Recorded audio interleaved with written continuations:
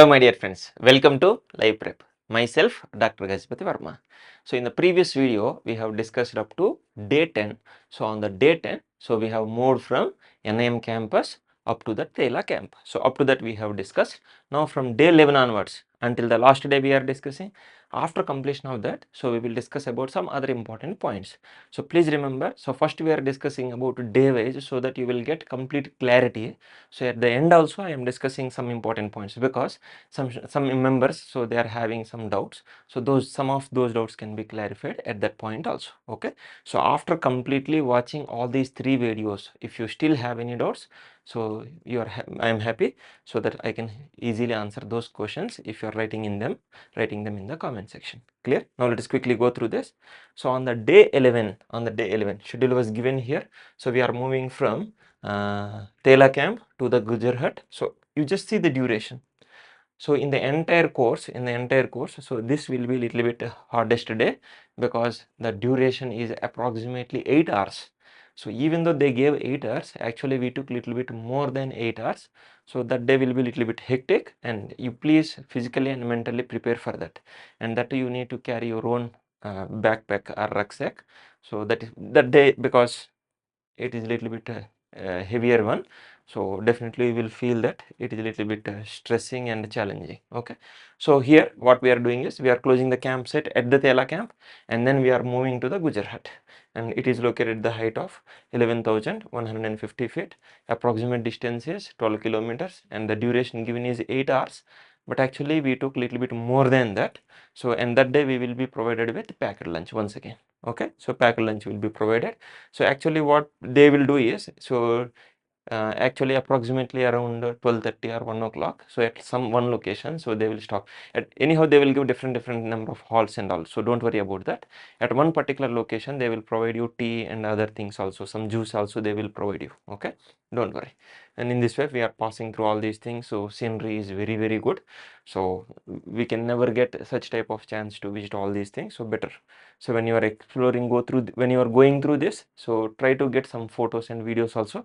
But once again I am telling you, when you are taking or clicking these photos or videos, so please stop and don't move while you are doing all this. Stop, and then you just take the photo or video and close it or off it, and then you just proceed. Okay, do like this only.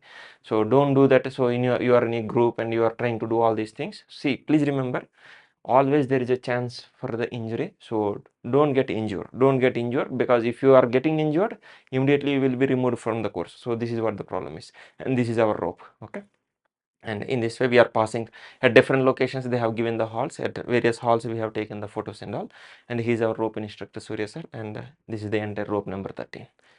Okay, and you can see so how nice it is. Okay, and next one, finally we have reached that camp. So it is the Gujjar Hut. So there we have established this particular one, and after the establishment, actually we need to go for the acclimatization walk. But already I told you, that day we took little bit more time. So since we took more time, so we did not get enough time to go to this acclimatization walk. So that's why, so that day we were there here only, so we did not go to acclimatization walk. So actually as per the regular procedure, so if you are reaching that particular location on time, so you will go to this particular acclimatization walk. For that we are going to Kedatal. Okay, next one. So at the Gujjar Hut, so anyhow that day you are having that camp there, and then you are staying there only, and anyhow packed lunch is there, right? So once you are going there, so they will give you the tea and all, and again at the night you will be having the dinner and all. So up to that it is okay, but the point here is regarding the toilet facility. So we need to discuss a little bit more about the toilet facility here, because this is one important point you need to notice. Okay, the thing is here, since our batch is a mixed group, both ladies and gents are there. Actually there are 2 toilets available there. Okay, and please remember once again here also the toilets, so permanent seating will be there, but it will be covered with the tent like one. Okay, please remember this, such type of toilets are there, and that too those toilets were allotted only for the ladies. Please remember, at the Tela camp, so individually females are having separately, males are having separately, so there is no problem. But at the Gujjar Hut you are staying for only one night, and anyhow in the next day morning, so after having the breakfast we are leaving there. But at that night what happens is, so for the ladies, so they are having the toilet facility, so for them there is no problem. And anyhow at the toilets normal water will be provided, normal water, okay, don't expect hot water and all at that time. So whatever is the water, that water will be provided. Next one, with respect to gents, so you need to notice here, and for the gents there are no toilets there. So what you need to do is, so if you want to go to toilet, so you need to use this ice ice axe. So already ice axe is provided in the institute itself, and that ice axe also you are bringing. And please remember one more thing I am telling you. So when you are actually attaching this ice axe to the bag, they will tell you on the equipment list, whenever they are telling you the list of equipments, that day they will tell you how to attach this ice axe to the bag. But please remember, not just when we are going to the base camp, even after completion of the course, when we are returning to institute also, I observed that more than 50% trainees did not fix it properly. So that's why my suggestion is, when you are at the NIM campus itself, if you don't know, so that day when they are talking about the equipment at that time, so if you did not listen properly, at least you just ask your rope instructor to how to fix this one to the bag. Please remember, many students are making mistake here. Students means trainees, huh? So they are making mistake here, and instructors will notice that one also. So don't do any mistake here. So simply, it is a very simple one. So you need to fix it like this, and then invert it again 180 degrees back, and then you just fix it. That's it. It is a very simple, but some members are keeping it rotating, and then they are doing this. Don't do it like that. The simple thing is that you just know it. So that is very important. Okay, how to fix this to the bag, that is one more thing that you need to learn.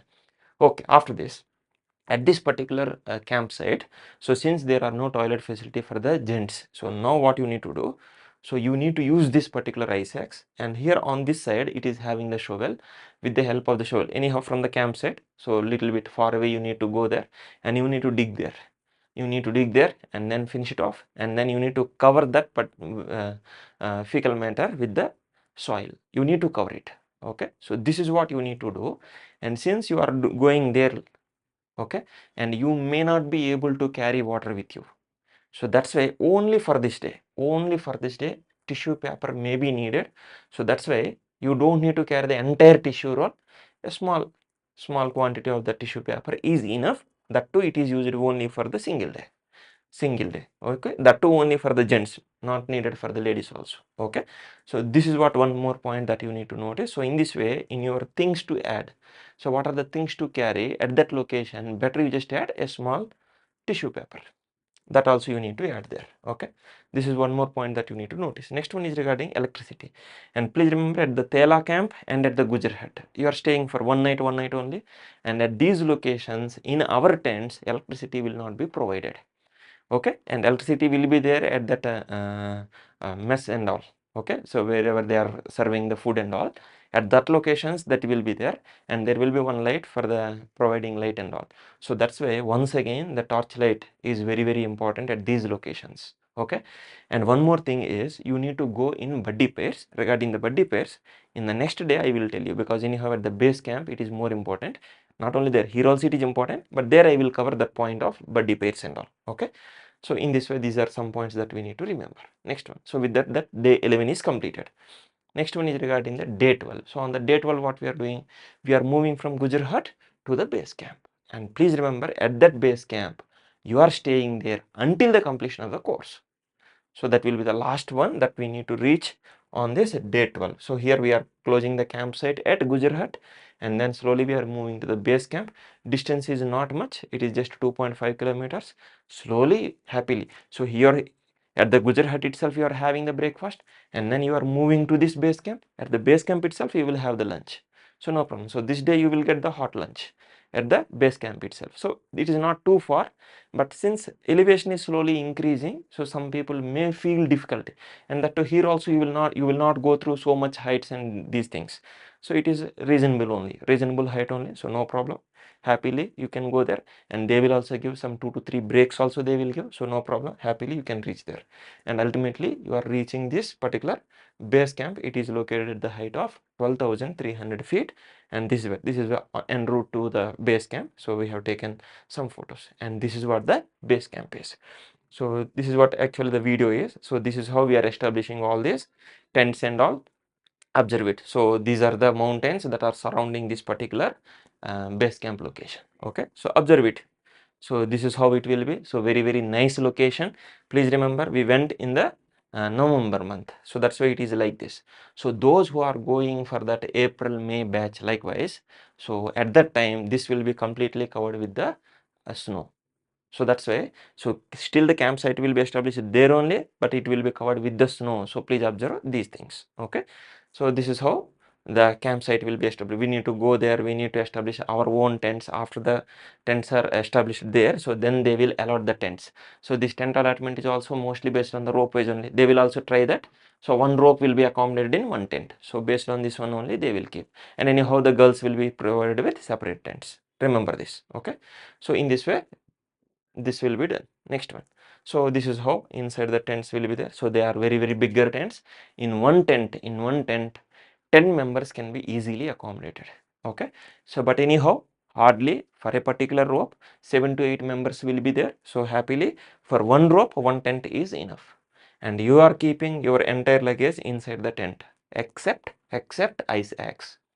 Ice axe should be kept outside the tent, because since ice axe is having some sharp edges, they may damage the carpet that you are using at the bottom, or they may damage the tent. So that's the reason why you need to keep your ice axe outside. Okay, and please remember, many times I have noticed that, so some members are exchanging these ice axe. Okay, exchanging ice axe is not a problem, but ultimately the number, so in your tent if you are 7 people, so in our tent we are total 7 people, so ultimately 7 ice axe should be there outside your tent. This is what important is, because whenever you are going for the ice craft, so this ice axe is important, and whenever you are going to the snow craft, then also ice axe is important.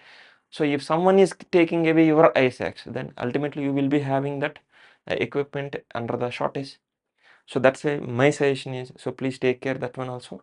If you are taking someone's ice axe, please replace it. Please replace it. Okay. So it should not be ultimately like a stealing something. Okay. So please understand. So these things. Okay. So here. So anyhow the carpet, this blue color one is the carpet. Okay. So on that you are using this mat and all, carry mat will be placed on this carry mat. So we are keeping our sleeping bags and all. Okay, so there itself we are keeping our entire luggage inside only.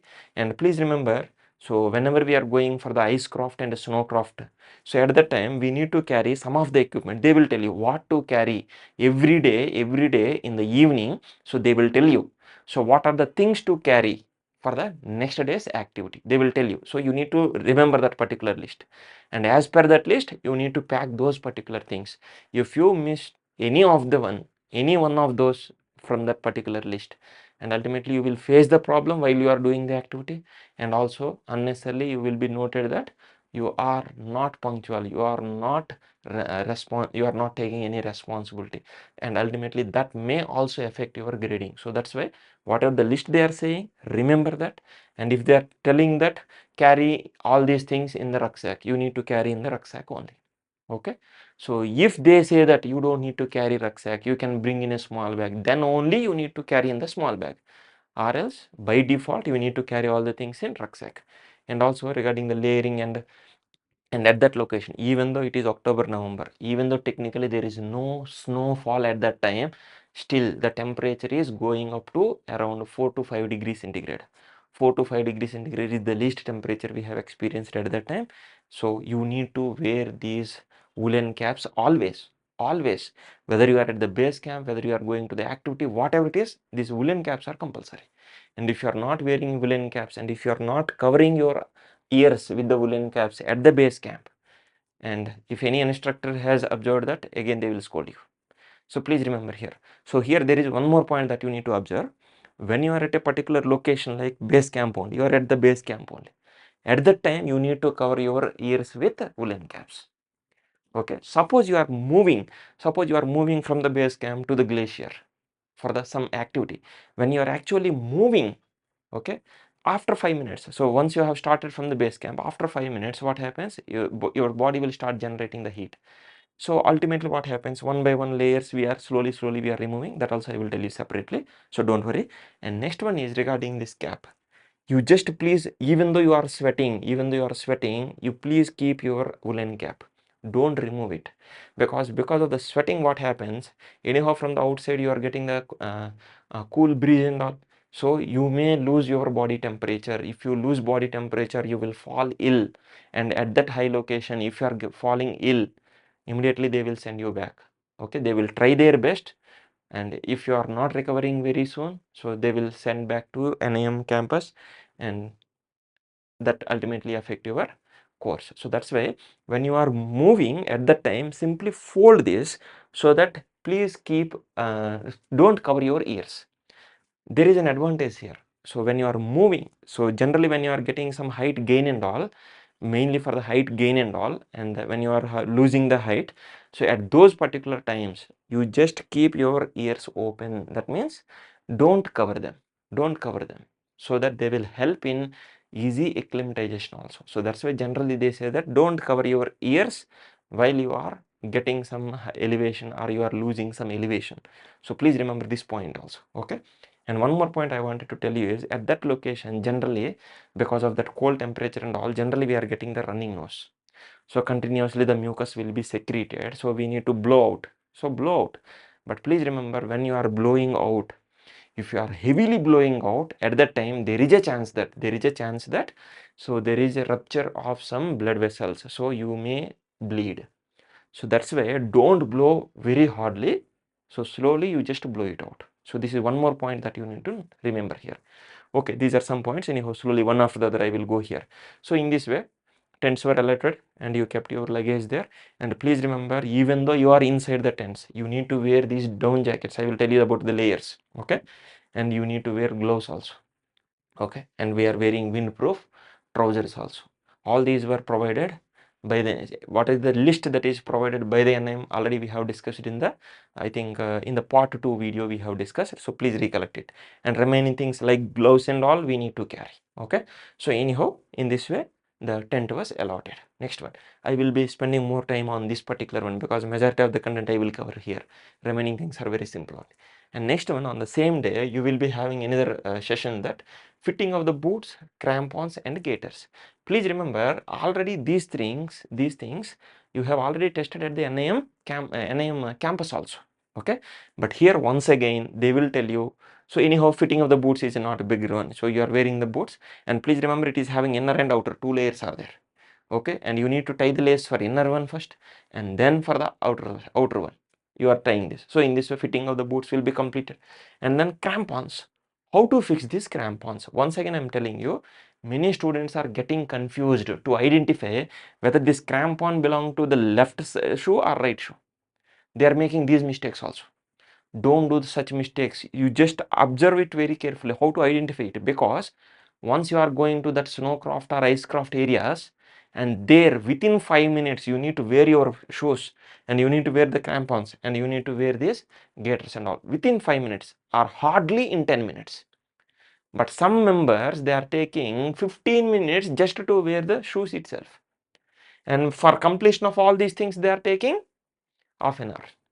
And apart from this, there is a long sling that is provided, and with the help of long sling also you need to provide some anchor and all, and that should be fixed with ice axe, and these things also you need to do. So all these things should be completed in less than 10 minutes. That means you need to know how to wear these shoes, and you need to know how to fix these crampons to the shoes, and also you need to know how to fix these particular gaiters to the shoes.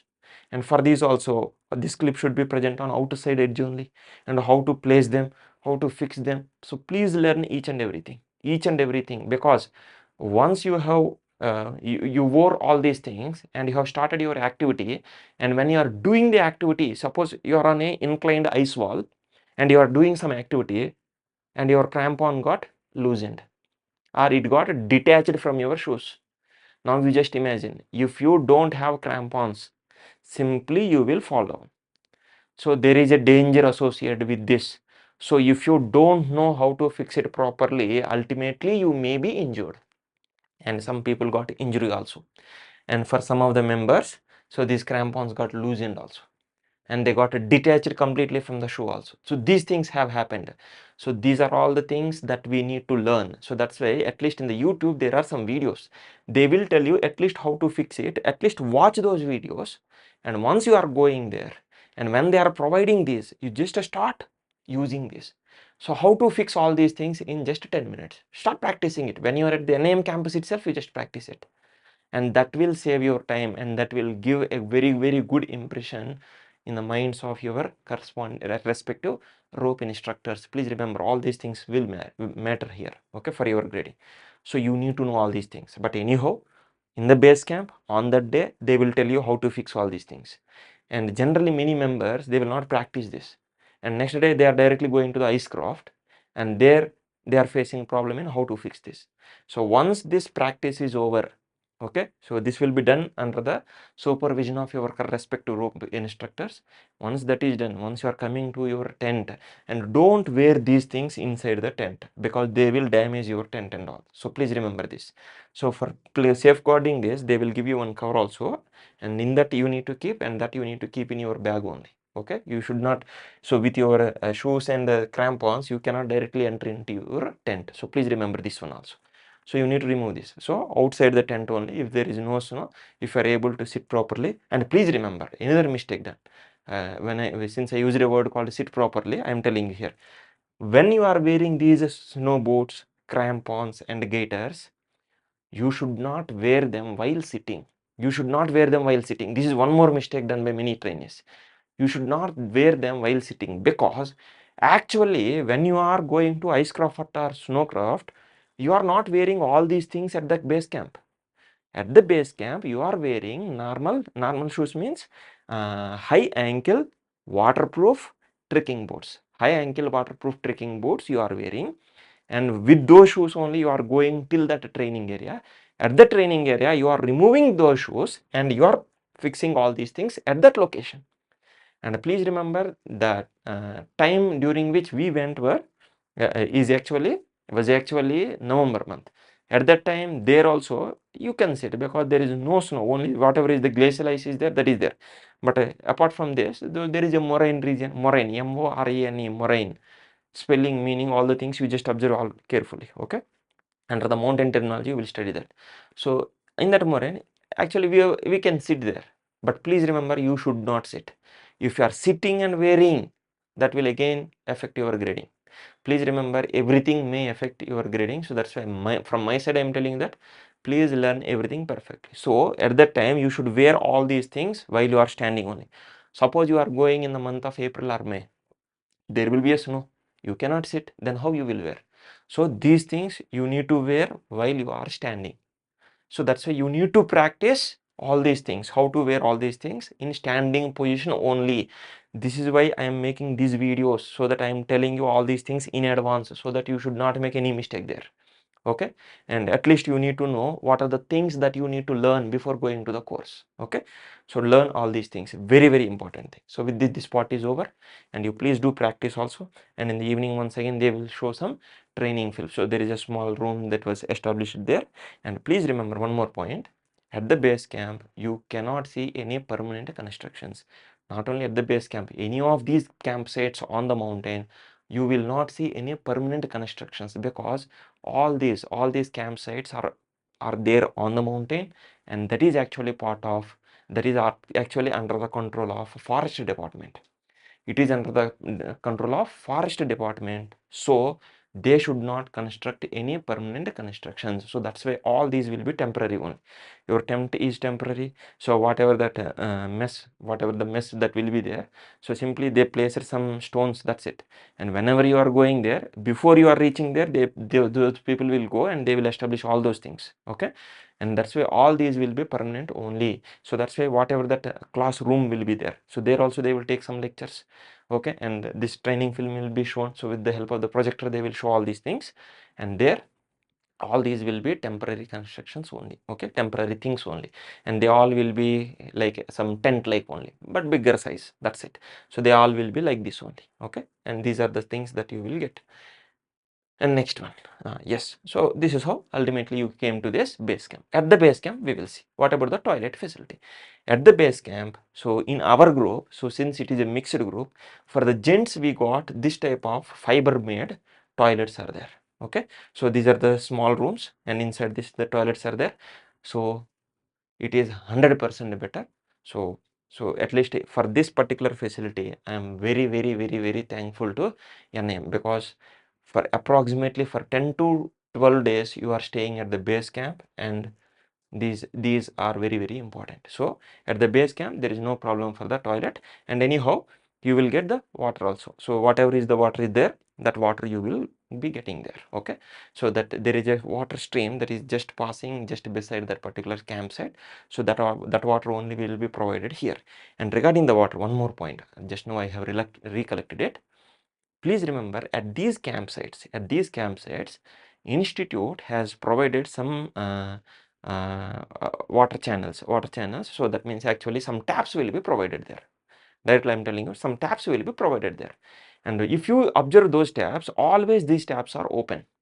So water is always running. And generally here they are keeping one small drum, and so that water will be coming here, and it will be filling the drum, and it will be overflowing. And now what happens is, many of our trainees now all of a sudden they will get the consciousness, and they will think that so much of water is getting wasted.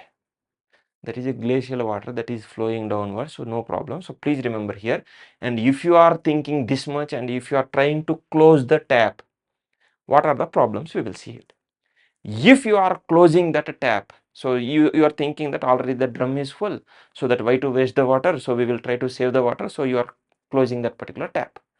What happens if you are closing the tap? Once you are closing the tap, in the overnight the temperature is dropping very to very less temperature. So now what happens is, since water is stopped here, now the entire water in that pipe will be blocked. Once it is blocked, you cannot do anything. Simply you need to you need to change the entire system. So that's why my suggestion, one more time I am telling you, so please don't close those taps. Let the water flow, then only it will be in the liquid state, or else it will become solidified. So please don't try to close that particular taps. This is one more very important point that you need to remember. So luckily I have recollected it now itself. That is one more thing that we need to remember.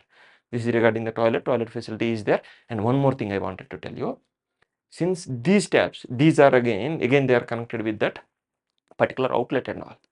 And some people, directly I'm telling you, since the temperature at this location is very less, and even though it is the month of November, so I told you that in the morning, so we are experiencing the temperature of around 4 to 5 degrees centigrade.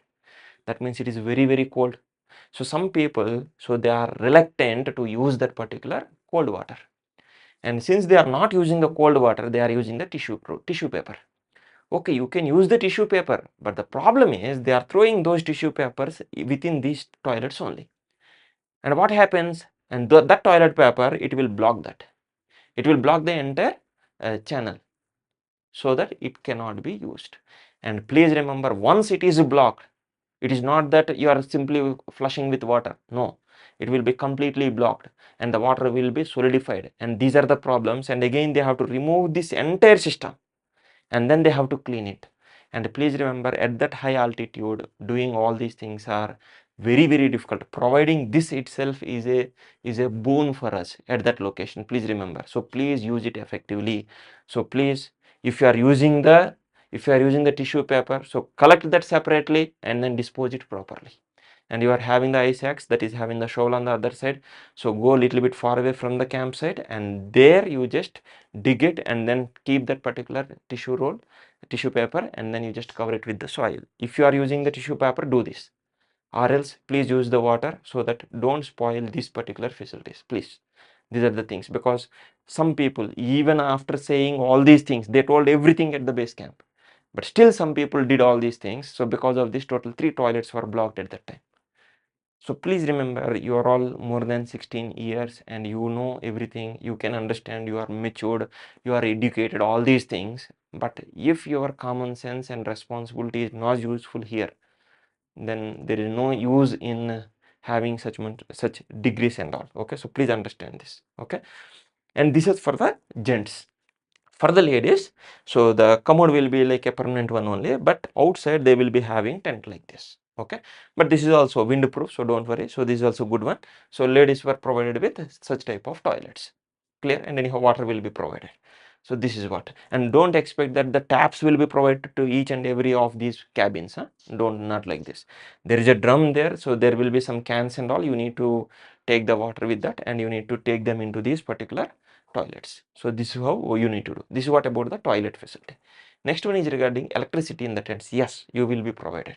For every tent there will be one light will be provided. Okay, so and please remember, the switch for that light is not with you, it will be with the administration. Okay, they will be having the switch. So that's why there is a fixed time. At that time they will switch on, and at a particular time like 9 o'clock at the base camp, 9 o'clock is the maximum. By 9 o'clock or 8:50, after 8:45 anytime they may switch it off. Please remember, they are using the generators, and for that they are bringing the diesel and all from the base camp, no sorry, from the NAM campus. So you please understand, so potters are breaking all these things, so there is some limitation. So for a particular time period, as per the requirement, they are providing this particular light and all. So please use it effectively. And if you want to move, so better don't go after 9 o'clock.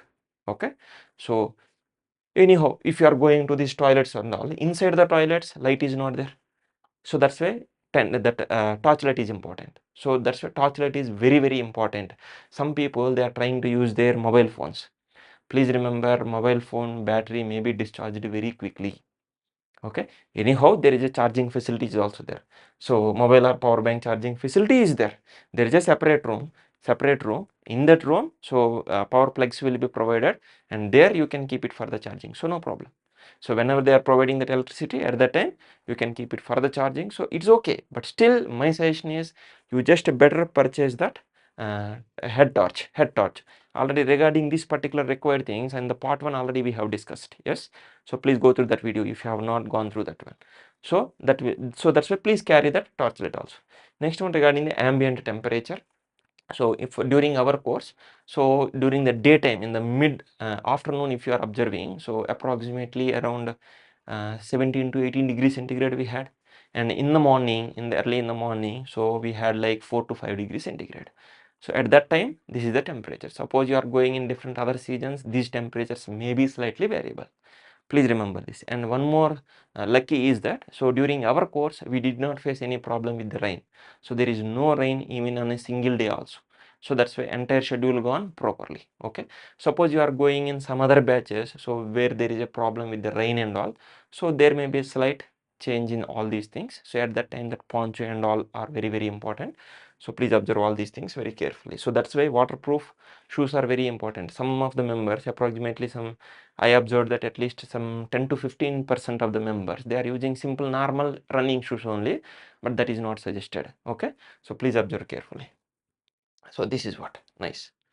Next one is, at this base camp. Already I told you that once we are moving to the mountain means we are not doing the bath. So you are again doing the bath only after returning to NIM campus only. So at the base camp also you are not doing the bath. Since you are not doing the bath, so now there is a problem of some infections. So every day we are moving here and there. So some sweat will be developed, and continuously we are wearing the shoes and all. So that's why sweat will be developed. So that obviously if there is a sweat, obviously there is a chance of some fungal infections and all. Don't worry, on the lectures, there will be some lectures conducted. In those lectures they will tell you all these things, hygiene and all. So in the hygiene they will tell you about the campsite, hygiene at the campsite and all. Personal hygiene they will tell you, public hygiene with respect to that sanitation and all, everything they will teach you. But once again I'm telling you, please try to wash your feet after coming from the glacier and all, whatever it is. So in the morning session the activity will be there, and after that you are coming to the campsite base camp. And here also one more point I want to add here itself, so listen very carefully. As soon as you are coming from the training to the base camp for the lunch, only in the morning session training will be there. Okay, and afternoon lunch will be there. In the evening session lectures will be there. This is what the schedule is. As soon as the training is completed, the glacier, so regarding icecraft or snowcraft, whatever it is, once you are coming to the base camp, immediately as soon as you are coming, by that time the food will be ready, and immediately they will make a whistle. So please remember, on the mountain they are making a whistle. In the NIM campus they are ringing a bell. Okay, so they will make a whistle for the lunch. Please remember, immediately go. Once you are quickly washing your hands and all, immediately go for the lunch. First finish the lunch, and then you will be having some time. Then you can go for washing of feet, washing of the face and all the things. But some members, what they are doing is, as soon as they are coming, they are going, they are washing all these things, and they are wasting time there. And once they are about to close the lunch and all, at that time they are coming. Please remember, regarding the cooks, what is the role of those cooks at that particular campsite and all, I will tell you separately. So you need to understand their problems also. So see, as soon as this lunch is completed, again they need to go for this evening tea and all, and immediately then they need to prepare, they need to get ready for that dinner and all. So continuously from morning 2 o'clock, until night 9 o'clock, they are continuously working. So please understand their problem also. They cannot wait longer time for you. So as soon as they are providing the lunch, within half an hour, you just try to finish it off, so that then immediately they can go for the next work, and you will be also having the much time, so you can relax here. Okay, so don't do such type of mistakes. Please cooperate with the administration also. So please think about them also. So I wanted to tell you that at least wash your, in the afternoon time. So afternoon time it is okay, reasonable temperature. So wash your legs and hands and let them dry properly. Okay, so this is one thing I want to tell you. And one more thing is, so generally we are having the habit of brushing our teeth in the morning time, but the morning time water temperature is very less. So if you are taking water in your mouth, you cannot hold for more than 5 seconds also. So situation will be like that. So majority of the members are trying to escape brushing the teeth. Okay, if you are not brushing your teeth in the morning, at least in the afternoon after the lunch, you just have the lunch first, and then you just wash your feet, hands, and you just clean your teeth and all. At least these things every day, you please try to do this. Okay, and apart from this, and I'm not giving any promotion for this particular brand. From any brand you can purchase it. Better you just purchase one antifungal dusting powder like clotrimazole and all. Clotrimazole powders, they are you can easily get them from any of the medical counters and all. So from the medical shops you can easily purchase this. My suggestion is, please carry one antifungal powder with you. And because for these 10 to 15 days, not just 10 to 15 days, if you're talking about to and fro journeys also, almost for 2 weeks you are on the mountain, and during this time you will be getting so much of sweat and all. So okay, for feet and hands it's okay, fine, you are washing and all, but you cannot do the bath. So that's why in the added list I've told you that better you just carry some tissue wipes, so that at least you can clean it. Okay, if you are not at least carrying that, you just carry some napkins and all. You just dip them in the water, squeeze them, and then you just clean your body at least. And then better apply some small quantity of this antifungal powder, so that it may prevent some fungal infections, mainly for the feet, because continuously we are wearing the socks and all. So for the feet and all, and in the groin area and all. Okay, so and in the armpits and all. So at these locations mainly there is a huge chance of infections. So that's why better carry one antifungal powder. So in the list also we are adding this particular antifungal powder. Nice. Next important point I wanted to talk is regarding the washing of utensils, like the machine only. What are the utensils? Machine you are having, mug you are having, spoon you are having, that's it. These are the things. The problem is in the afternoon time, generally there is no problem, because temperature is reasonable, so you can happily wash these things. Anyhow, for washing also, the normal, the glacial water whatever is running, that will be channelized to our campsite. So the same water, with the same water only you are washing it. And anyhow they will give you that dishwasher also will be provided. With the help of that you can wash it. Okay, but it is, the temperature is little bit lesser for the water, so you may be feeling that coldness and all. Okay, mainly in the morning, morning breakfast time and night dinner time. So water is a little bit cold, so many members are not washing not washing their machine properly. If you are not cleaning your machine properly, again associated with that, again there are some infections that are possible. So that's why please wash the machine properly, at least while you are washing it. So make it a little bit quickly, but wash it properly. And as soon as you have washed it, please wear the gloves. That's it, problem will be solved. Okay, so but wash it properly. Okay, don't do this mistake. And next one is regarding the cleaning.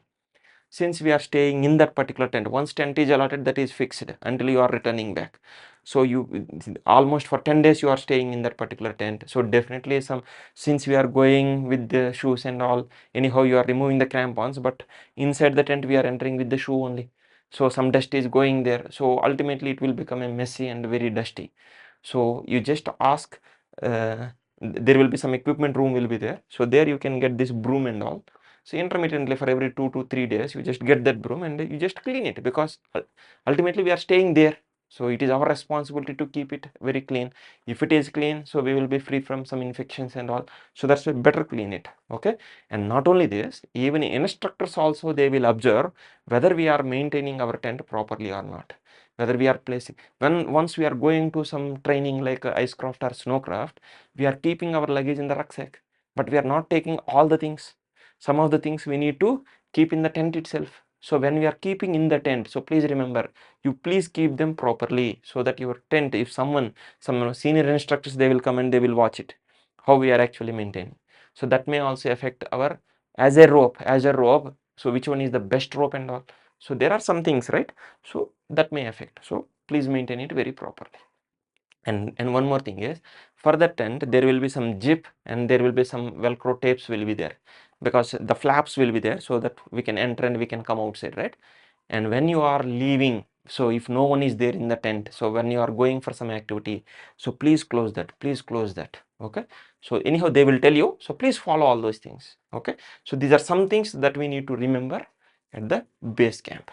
And next one, generally after, in the afternoon session, after 2 o'clock, we faced a problem of this whiteout. Okay, whiteout will happen. So up to 2 o'clock it will be very clear, nice, but after 2 o'clock slowly it will start becoming whiteout, and from your tent you cannot even see the mess also. Okay, that mess area, that tent and all, that also you cannot see properly. So this much whiteout will happen at that location. So please be careful. So that's why even in the daytime also, because of this whiteout, again you need to use the torchlight and all. So please observe all this. And next one, regarding the clothing layers, we will talk here. So what are the various, in general I am saying here. So there will be one inner layer will be there. Generally we call it as thermal layer. Separately some of the brands, they are selling this as thermals. Okay, generally they are made up of cotton and all. So you can use these thermals. So generally these thermals will fit tightly to our skin. These are the thermals. But since I went to this October-November month, so in my opinion, instead of using these particular thermals, you can carry normal cotton full sleeves and full tracks. So in this way you can carry and you can wear them, no problem. So we have managed, because the temperature is maximum 4 to 5 degree only. But those who are going in that April, May month, and at that time temperature will go to minus temperatures. So at that time definitely these inners are means thermal inners are very important. Better you carry these. Okay. And next one, on this anyhow, please remember, when we are at the base camp, and when you, even though you are going to the training, this base layer is compulsory, and on this base layer we are wearing one fleece. On the upper side we are wearing this fleece jacket we are wearing. And please remember, for the upper side, so so actually I have used a normal sports t-shirt when we are going for the activity. There is a sports t-shirt, and on which I wore this particular fleece for the upper side. For the bottom side, see, please remember, when actually you are going for the activity, you are moving, right? So generally legs do not face the problem of this cold temperature exposure. So they can manage it, because more heat will be generated. And if you are wearing more layers, again you will feel uncomfortable. So that's why at that time what I did is, directly I wore that windproof trouser. On the bottom side, directly I wore the windproof trouser. Suppose you are going in a different season and their temperature is more, better you just wear one normal cotton related trouser, and on that you can wear that windproof trouser. Please remember, windproof trouser is compulsory. Whether you are in the base camp or you are going to that training area, you are doing the activity, whatever it is, windproof trouser is compulsory. Because generally layers we are increasing on the upper side only, not for the bottom side. Okay, bottom side means hardly one track pant, and above that windproof trouser. That's it. These are the two things. And if you are in the base camp, so you will be wearing that, generally we are wearing that woolen socks and all. Okay. If you are going to the training area, better you just wear woolen socks only, no problem. So that's why you need to carry more woolen socks, and they will be sweat, they will become because of the sweat they will become wet, and once you are coming to the base camp, you just keep them outside for the drying, and then you can wear another pair. So in this way you need to rotate these. If you are wearing the same woolen socks and all, ultimately you will get some infections. So carry more pairs of woolen socks. And this is the fleece, and on this fleece, when we are in the base camp, there is a inner thermal layer, and on this there is a fleece, and on this there is a down jacket. And please, and you are wearing this a woolen cap, and you need to cover also. Please remember, all these instructors, they will always suggest these things, and if you are not doing like this, they will immediately tell you. And mainly the problem is those who are from the plain areas, generally they are following all these things because we are not habituated to exposed to these cold temperatures. But generally those people from the Uttarakhand itself, some Himachal Pradesh, Jammu and Kashmir, some northeastern states, and these people, they can withstand some lesser temperatures. But generally those people, what they are doing is they are not even wearing this fleece also, just with the inner layer only they are actually roaming there. Please remember, at that temperature, even though you have some experience to expose to lesser temperature, and you don't have the habit of exposure to that much lesser temperature, and at that high altitude, if you are getting sick, that's it, you will be out of the course. So that's why whether from whatever is the portion of India, or from whatever is from whatever the portion of world, whatever it is, because some foreigners are also coming, whatever it is, please wear like this. Please follow the rules so that you will be healthy and you will be safe. Okay.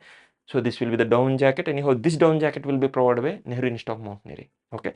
And these things we need to carry from home. Okay. Next one. And anyhow, windproof trouser also will be provided. This also you need to wear. And along with the windproof trouser, they are also providing windproof jacket also. So that's why, please remember, when we went to that icecraft area, so I wore that inner thermal. On that there is a fleece, and initially I wore that down jacket. But in the rucksack I kept windproof jacket. They will tell you all these things. So this is what.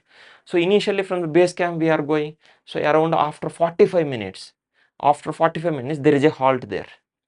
So at that halt we are stopping there, and there what we need to do, because of this 45 minutes movement, more heat will be generated.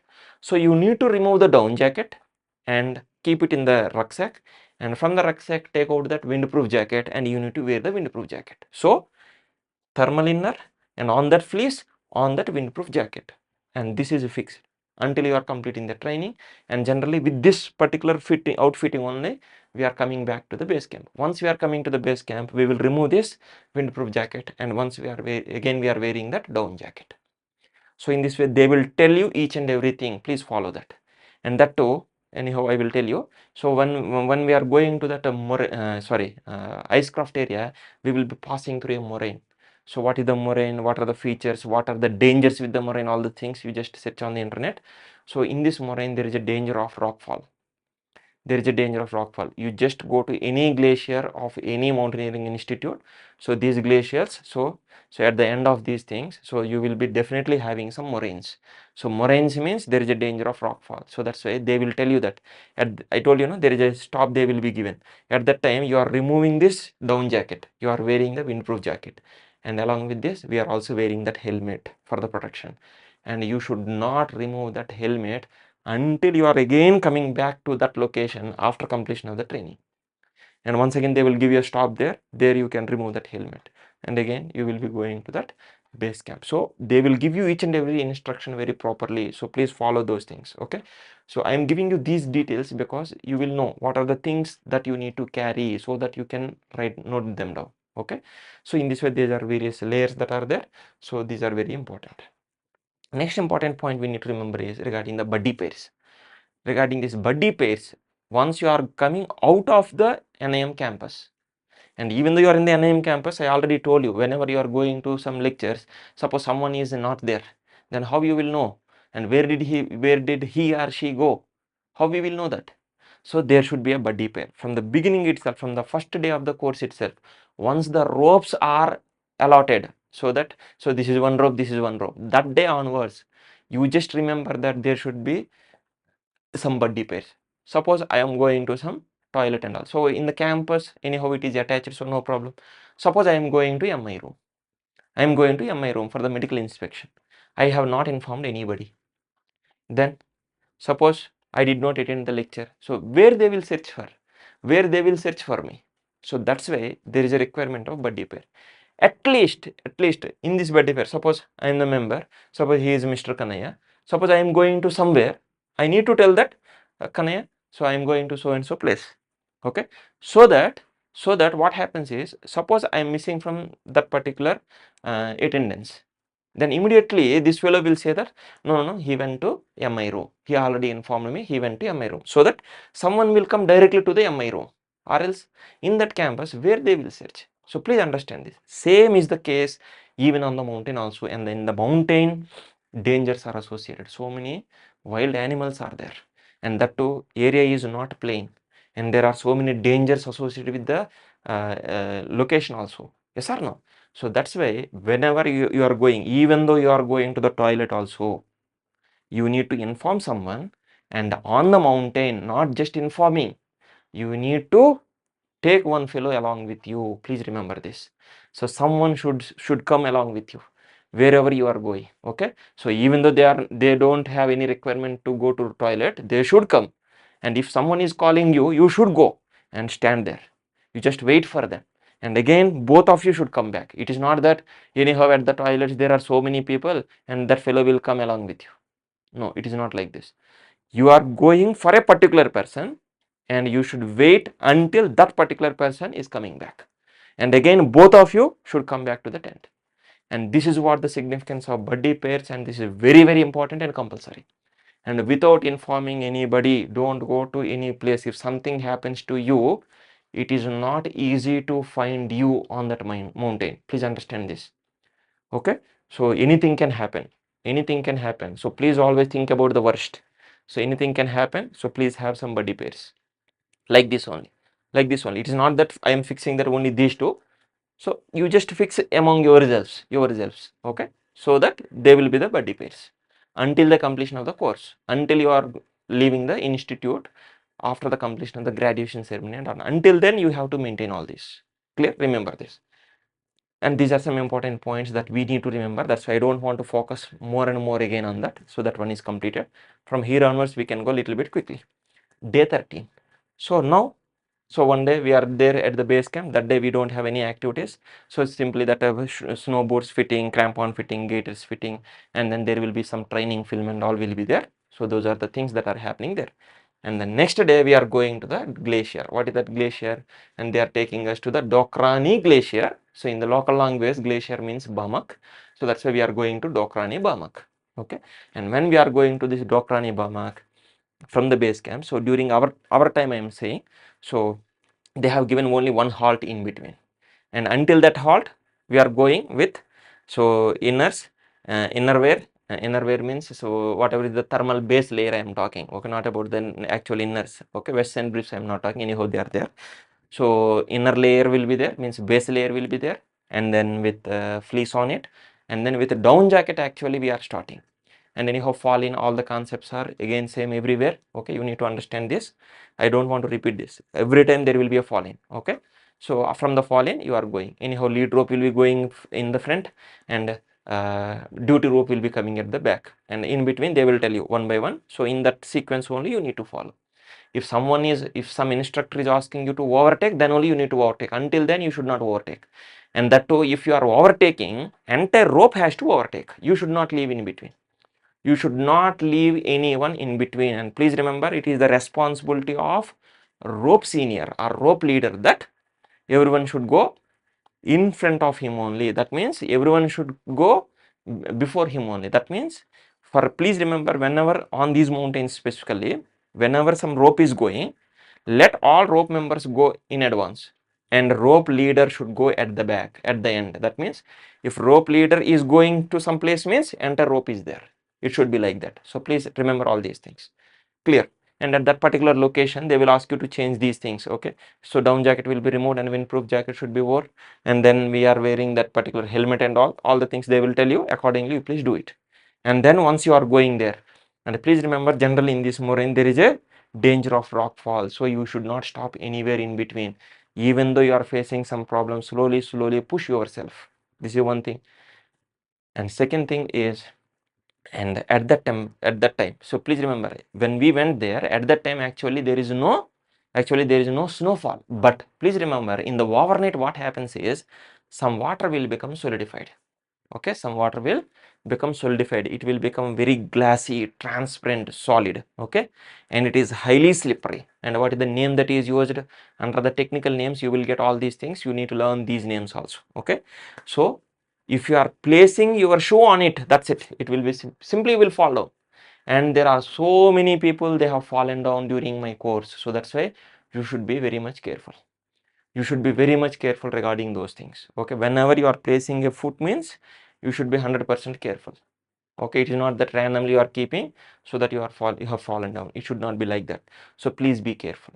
There are so many dangers associated. Okay, so that's why the first and prime important thing is you should not worry about your grading.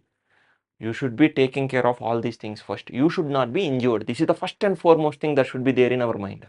You should not be injured. If you are safe, you can do the course again. Now, if not at that institute, at another institute. But if you are injured, that's it. So that's why you should be very much careful. And ultimately, you are reaching that particular glacier location, and this is all completely very thick, solid ice. Try to know the difference between snow and ice. Okay, this is also one more point that you need to understand. This is ice, not snow. This is ice, solid, strong ice, and this has developed over several years. Okay, this is the ice. And now on this, on the first day, and first day means here, first day to that particular glacier. So there we had only the lectures, demo. They will teach you all the things, and then they will do how to do the different types of things on regarding the ascending, descending on ice with the help of ice axe, without the help of ice axe. All the things they will tell you, and also how to use these crampons and all. With the help of crampons, how we are actually able to walk on it. All the things they will teach you. And not only this, they have also given the lecture and demo with respect to use of ice pitons, how exactly we are fixing them, how to connect ropes to these particular ice pitons and all, and what is this anchoring, how we are building up a anchoring base and all, and belaying, rappelling. Anyhow, these things with respect to rockcraft. With respect to rockcraft, there. But there, whatever the anchors that we are using, they are of different type. Rock related anchors we are using, but here ice related anchors are there. Okay, and with the help of ice also we can develop some anchors and all the things they will tell you. So that's why I'm telling you that book already I told you in the part 1, I told you very clearly. So purchase that book better. In advance, you just go through the content. What are the various methods? Search in the internet. They will clearly show you how to exactly do those things. Because when actually I am doing the training, so definitely I in the first video itself I told you my main focus is to learn that. So that's why I did not focus more on taking videos and all. Randomly I took the photos, and also I took very less number of photos. That's why I'm showing you very less number of photos and all. Okay, so these are the things happened, lecture and demo. And the next time onwards, practice we need to do. So that's why simply I will go through those things. Okay, so in this way, at some locations they will give you halt. There you can take some rest, and at that time you can click some photos and all. Okay, and this is at the glacier, Dokrani Bama glacier, and this is where we had our practice and all. Okay, so this is what. And then once that lecture demo are over, again you are coming back to the base camp, and then in the evening session we had lecture on the avalanche and all. And that day actually Deepavali festival is there, so they have celebrated Deepavali or Diwali, anything you can pronounce. So Deepavali, so they gave all these crackers and all. They have distributed sweets and all, many things. So everyone enjoyed very lot here. Okay, this also they are doing nice. Thanks to NIM for celebrating Deepavali there. Next one is the day 14. So on the day 14, we had some lecture demo and even some practicals regarding the snow related things. Okay, snow related things, and even here crevasse crossing, crevasse rescue, all these things. But please remember here, I kept this one at the base camp. Please remember, in that particular duration of October, November, there is no snowfall. There is an ice at the glacier, but there is no snow. since there is no snow, what they did is all these techniques they taught us at the base camp itself. Please remember, at that base camp at that particular time there is no snow, but in different seasons if you are going there, so definitely you will find the snow, and there directly you will do all these things in the snow itself. But since for this particular duration, since there is no snow, so there are some slopes and all are there, so the technique will be technique only. So but the thing is, snow is not there, but directly on this particular slopes and all we are doing all the techniques. So they will teach all the techniques, and we need to do the practice also. But initially it is like lecture and a demo they will be giving, and some practice regarding that fixed rope, means regarding the use of that Jomar and all they will be teaching. So initially we had the lecture demo on crevasse crossing, crevasse rescue. So it is done at the base camp. The reason is at that time there is no snow, so directly at the base camp itself they taught us all these techniques. And regarding this crevasse crossing, so they will tell you how to launch a ladder. So this is one more important. And when we are doing the practice, so initially they are teaching, right? So when we are doing the practice, so we need to do practice and all. Ladder launching practice we will do, and while we are after launching the ladder, so how to fix it, how to anchor it, and then how to cross it. So there are different modes are there: standing position, catwalk position, horse riding. Anyhow, all these things were given even in that book also, so simply I gave here. So all these things you need to practice. So at least you just go through some videos available on the internet, so that you will get some idea, read the theory, so that you will get some basic idea before going there. So at that time you can easily grasp the content. Once you understood what they are saying, then you can start practicing. If you don't understand what they are saying, for understanding itself the entire time will be wasted, and ultimately the instructor will think that you did not understand anything, you are not performing well, and this may affect your grading. So that's why please go through this. And then in the crevasse rescue, someone has fallen in the crevasse, then how you will rescue them? With the help of C pulley system, Z pulley system. So in the internet, if possible, so you just search for this particular one, how to attach all these things. So actually now I am not interested in making this particular video. The reason is just I did BMC. I know how to fix all these things, but to teach you as an expert, I am not an expert in this. So actually I have a planning of doing advanced mountaineering course and search and rescue and also method of instruction. But when I do that method of instruction, once I complete that method of instruction, what are the lectures I am giving you here, right? I have a plan that I will make so better video on all these contents also. So once I complete that one, suppose someone like you who is watching this particular video after a few years, suppose I have completed my method of instruction by that time, definitely I have a plan to make videos on each and every lecture, and at that time I will try my best to make videos for each and everything with details. And please remember, anyhow, for regarding these things, even in the NIM Instagram also they have uploaded some videos, you can go through there also, but I don't think that they have given separate headings and all. In general they are showing the videos and all, you can go through that. But I have a plan in future to make videos regarding each and every content whatever we are discussing here. So that's why here basic structure of the course I am describing here. With respect to lectures, I have a separate idea to make separate videos, but in future after completion of method of instruction, so then with effectively I can teach you. Okay, so that's why I have a plan that. So meanwhile, if you are getting any videos regarding the C pulley and Z pulleys, so better go through that so that you will get, because these things they will ask in examination also, so you need to show these things, okay, to them. So that's why you need to remember this. And then that day we had a revision of the fixed rope. Fixed rope means with the help of Jomar how we are actually climbing, so those things also we did. And in the evening we had a lecture on the glacier. This is also very important one. And then we had a medical examination because we reached the base camp, right? So once again there will be a medical examination, and many people were high BP at that time, but slowly once again they became normal.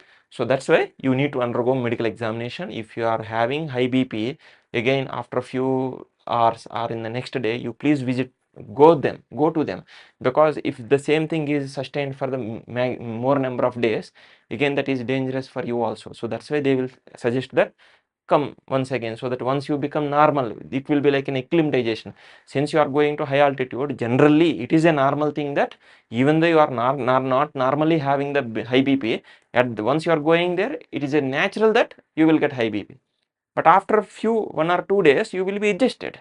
So once you become normal, then there is no problem. That's why.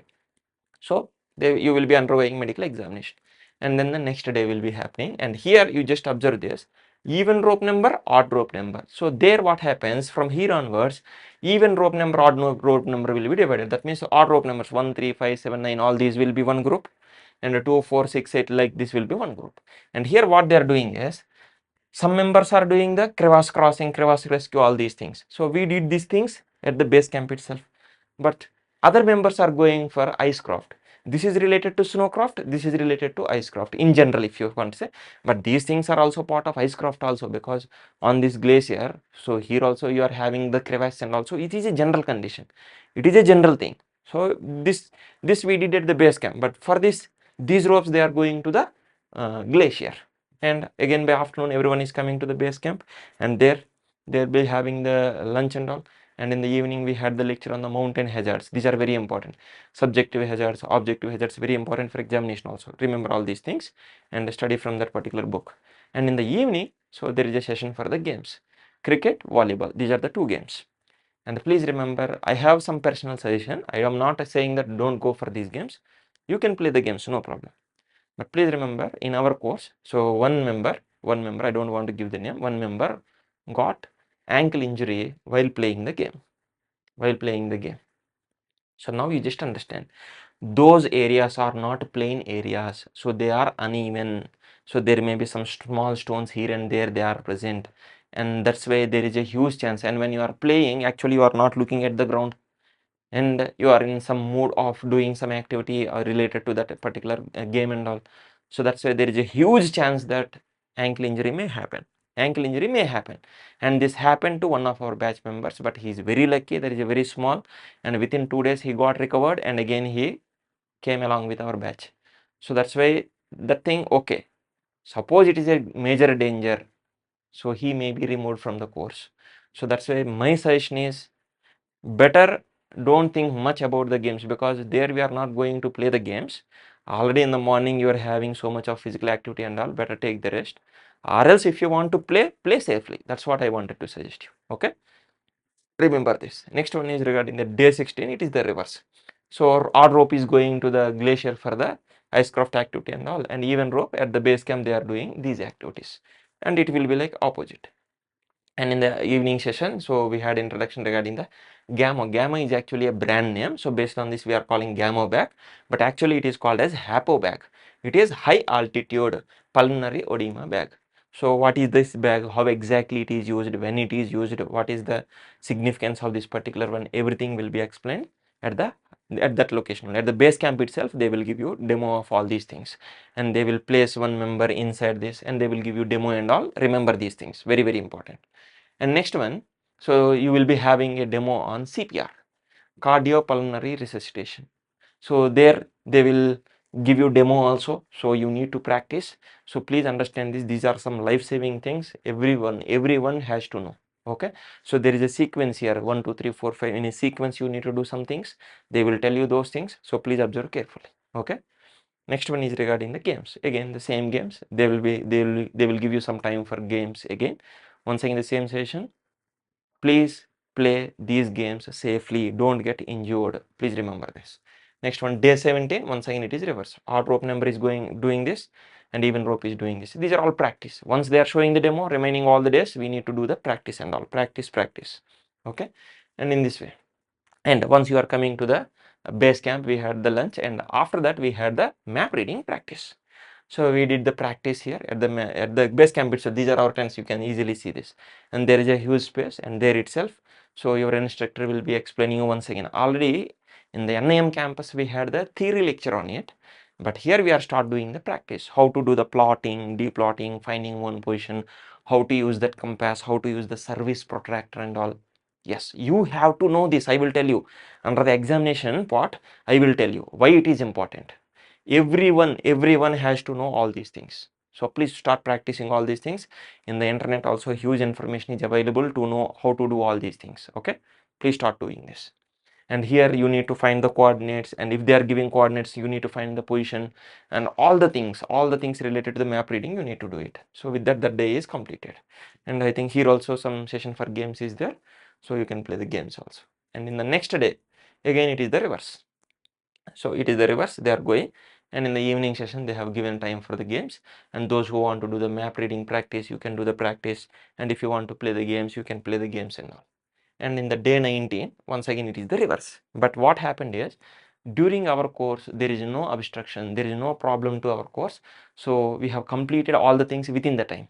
I think, in my opinion, they kept one extra day as a reserve. I think due to some reason, if we are not able to do that particular activity, I think they have kept this particular extra day, since already we completed all the activities with practice in those particular days.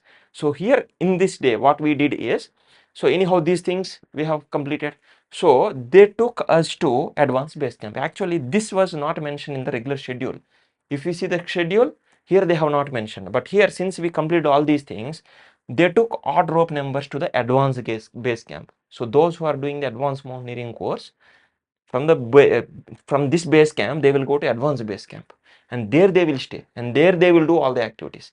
But we are from BMC, so we are staying at the BMC base camp only, at this normal base camp only, right? So that's why this day they will tell you what to carry, and whether to carry rucksack or normal small bag, all the things they will tell you. Accordingly you need to carry.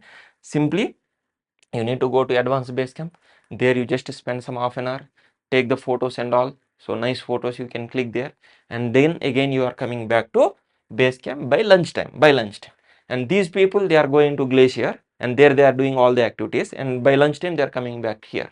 So here we are having the lunch here, and after that again in the evening session we are having map reading practice, and there is some time for games also. Clear? And next day what happens, it is the reverse. And here, since mine is the rope number 13, right? So we people went to the Glacier for the activity, and these people, they went to the advanced base camp, because already they also completed all these things. In this way everyone got the chance to go to that advanced base camp and see the glacier more closely. And if you are going there, you will see that glacier very closely. And this is what the small change they did here. Okay, nice. And again by afternoon time we are coming back here in the afternoon session. Those who want to do map reading practice, you can do it, or else you can go for the games also. Clear? Next one, day 21. And here what they did is, they gave some lecture and a demo, and later on we did practice also. Regarding what? These are mainly related to snow related, ascending, descending on the snow slopes, but snow is not there. But anyhow, for that mountain there are some slopes are there, so on the slopes only we practiced all the things. Okay, they have shown the demos and all there itself, and we also did the practice on those slopes only. Okay, related to snow, we did this. An introduction to Snowcraft equipment, what are the different types of equipment that are used with respect to snow, what type of anchors are used, how exactly they are used, everything they will tell you. And with respect to snow, anchoring, belaying, and then self-arrest, how we are doing the self-arrest, individually how we are arresting, and also as a team how we are arresting all the things.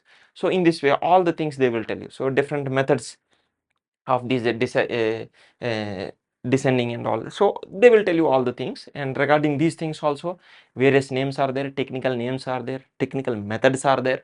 So all these things also you have to know. So anyhow, once again I'm telling you, go through that book, get the names of all these things and remember those. If possible, practice all these things, because ultimately in the examination they will ask these only. So write some methods, so you need to write some names and all. So practice all these things, so write all these things, and in the internet search all these things, definitely you will get all these things. So these are the things, activities that are related to snow also we are doing, but these things we did at the base camp itself. Okay, this is what. And next one is regarding the day 22. So on this day what happened is, height gain activity is there, and you need to remember this. With respect to height gain, I wanted to tell you one more point. Please remember, as part of this height gain, we are going to a particular area called as a mountain, that is mountain area, that is Hurra Top. We are going to the Hurra Top. And here what happens is, exactly observe this carefully, many are having doubt regarding this. Initially in the morning, after having the breakfast, so we will be standing in that fall-in. So in the fall-in they will tell you that, so these are the things, so they will give you some instructions. And for this particular activity, what are the things to carry, that also they will tell you, and there is a separate thing called as best trainee. Regarding this separately I will talk you, and when I am talking, this thing also will come, so keep it separate. So as a general information I am telling you, listen carefully. So all of us, we are in that falling, and there they will tell you that initially all of us, one by one, one by one means as a rope. So one after the other, one behind the other, to a particular location, everyone is going. So there is no competition. So from that base camp, we have moved to a particular location. So approximately for 1.5 hours, we went there, and there once again there is a falling. Once again we will be having a falling there. Please remember, already it is a height gain, right? So there we are having a falling. And please remember, there they will tell you one thing. What they will tell you? From that location onwards, okay? And you need to go another location called Hurrah Top. From this you need to go to Hurrah Top. Intermittently at different locations, instructors are already present. Instructors will be already there. And now what we need to do is from here onwards, there is a competition. But please remember, this competition is not evaluated and it is not part of your grading system. What is the meaning of it? Sorry. Here we are all there at this falling, and from here onwards they will tell you that you just go. If you want to run, you just run. If you want to walk, you just walk. Whatever it is, you just go and you just try to reach Hurrah Top. Okay, and this is the Hurrah Top. And in our course, we are total 108 members. Out of that, 2 were eliminated from the course due to ankle injury. So approximately 206 members, I think so.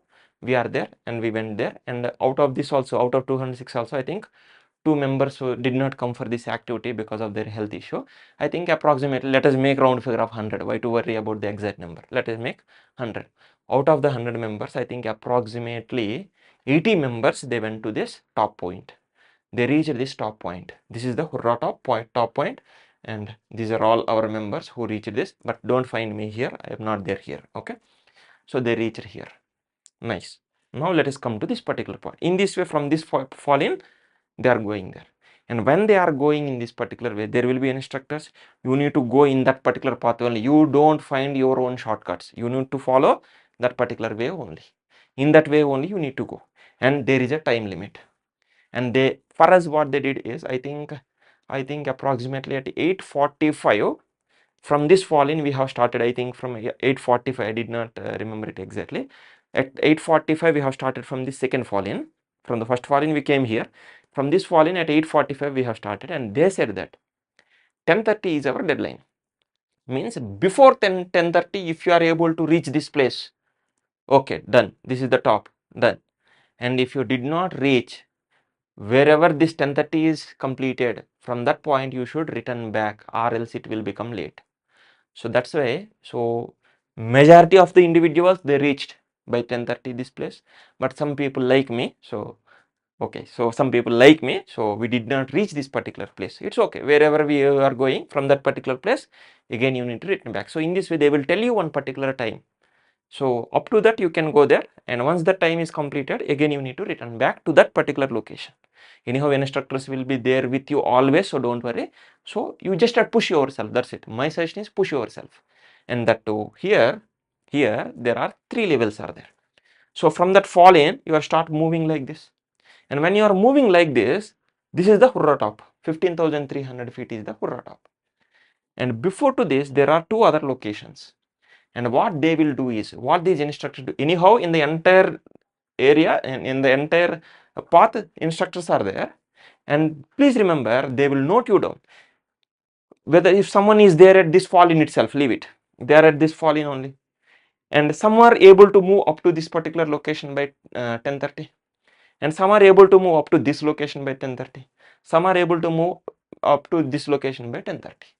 So in this way, what happens is, now there are some instructors at this location, and this location.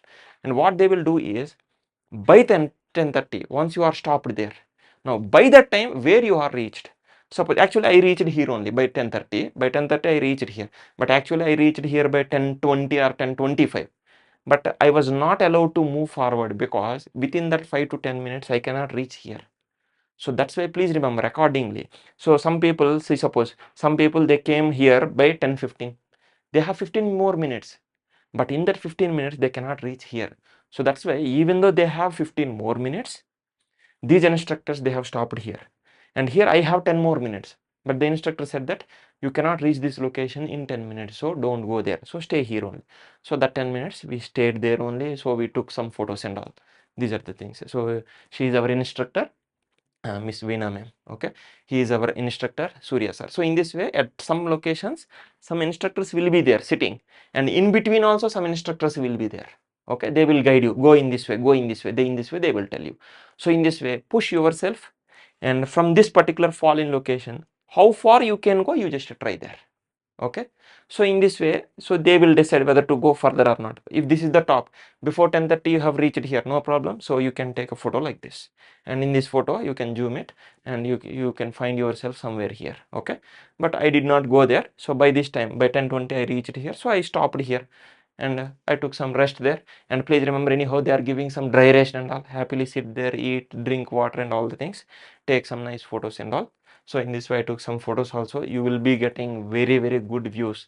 And please remember, you are going to around 15 more, around 15, right? So there is no much difference here, even though time taking is more. Almost all these are almost same only. You can see the top, means summits of so many peaks that are present around you. So you will be getting very nice locations. You just click some photos, because every time we cannot get chance to go to these places, so you just take as many photos as possible. But please remember, slopes are too dangerous. If you have fallen down, that's it. So you will be the fastest person, you will be coming and reaching the bottom. Okay, so that's why please take care, please take care. So please be careful, and then you just take the photos. Help each other take the photos, because they will be our permanent memories for you. Okay, so in this way we took some photos, and then we have again returned back, and finally we reached the base camp by lunchtime. By the lunchtime we have reached. At that time, so our vice principal sir, he arranged. So by the time what happened is, so at the time actually, so when we were taking the course at that particular base camp, so we went there first. After a few days, so Himachal Pradesh, the state disaster relief force, those people have come there, and a response force, they have come there, and those are also taking some activity there. So at that time already they are there at the base camp. So when we were coming from this hurrah top, so everyone welcomed us with claps and all. So it gave some good experience. Okay, this is what happened. And in the afternoon session we had the rope knot practice, and then even game session is also there. Clear? And now come back to this particular point once again. This is one thing that you need to remember, because this will be printed in your certificate. So please remember, those who are coming to this particular fall in place, are those who are reaching this 14,700 feet, whatever it is, you will be given that you have reached 14,700 feet, and this will be printed in your certificate, whatever the certificate you are getting. Okay, but I reached this 15,100, so in my certificate they said that, so this fellow has got the height gain of so and so during the course. This is what they have given.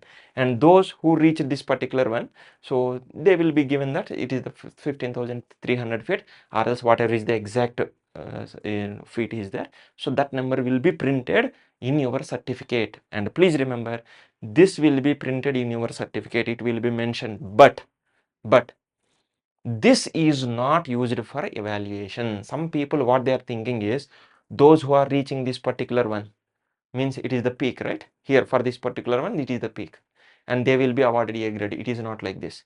And even I got the A grade, but still I received, I have gone up to this particular one only. So please remember very clearly, NIM has mentioned that this height gain is just an activity, and it will be not considered for evaluation, because during this particular one, some people may face some health issue. Because of that, they may not have the same efficiency. So this is not the criteria for evaluation. So based on this, your grade will not be decided. This is one point that you need to clearly note down. Some people are having some false notion that those who are going there, they only will get a, if you are not reaching this one, they will not get a. It is not like this. This is just an activity. How far you can go, you just go. That's why there is no compulsion.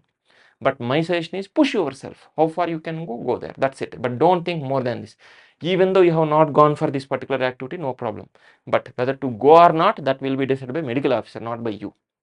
Okay, so that's why you just try yourself. At least that will be, that number will be printed in your certificate, and it is not used for evaluation. Once again I'm telling you, please remember this.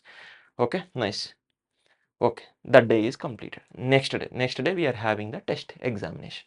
And here they have given like this, the same thing I am telling you, observe carefully. Here they have given the quiz test, but they did not conduct any quiz test separately.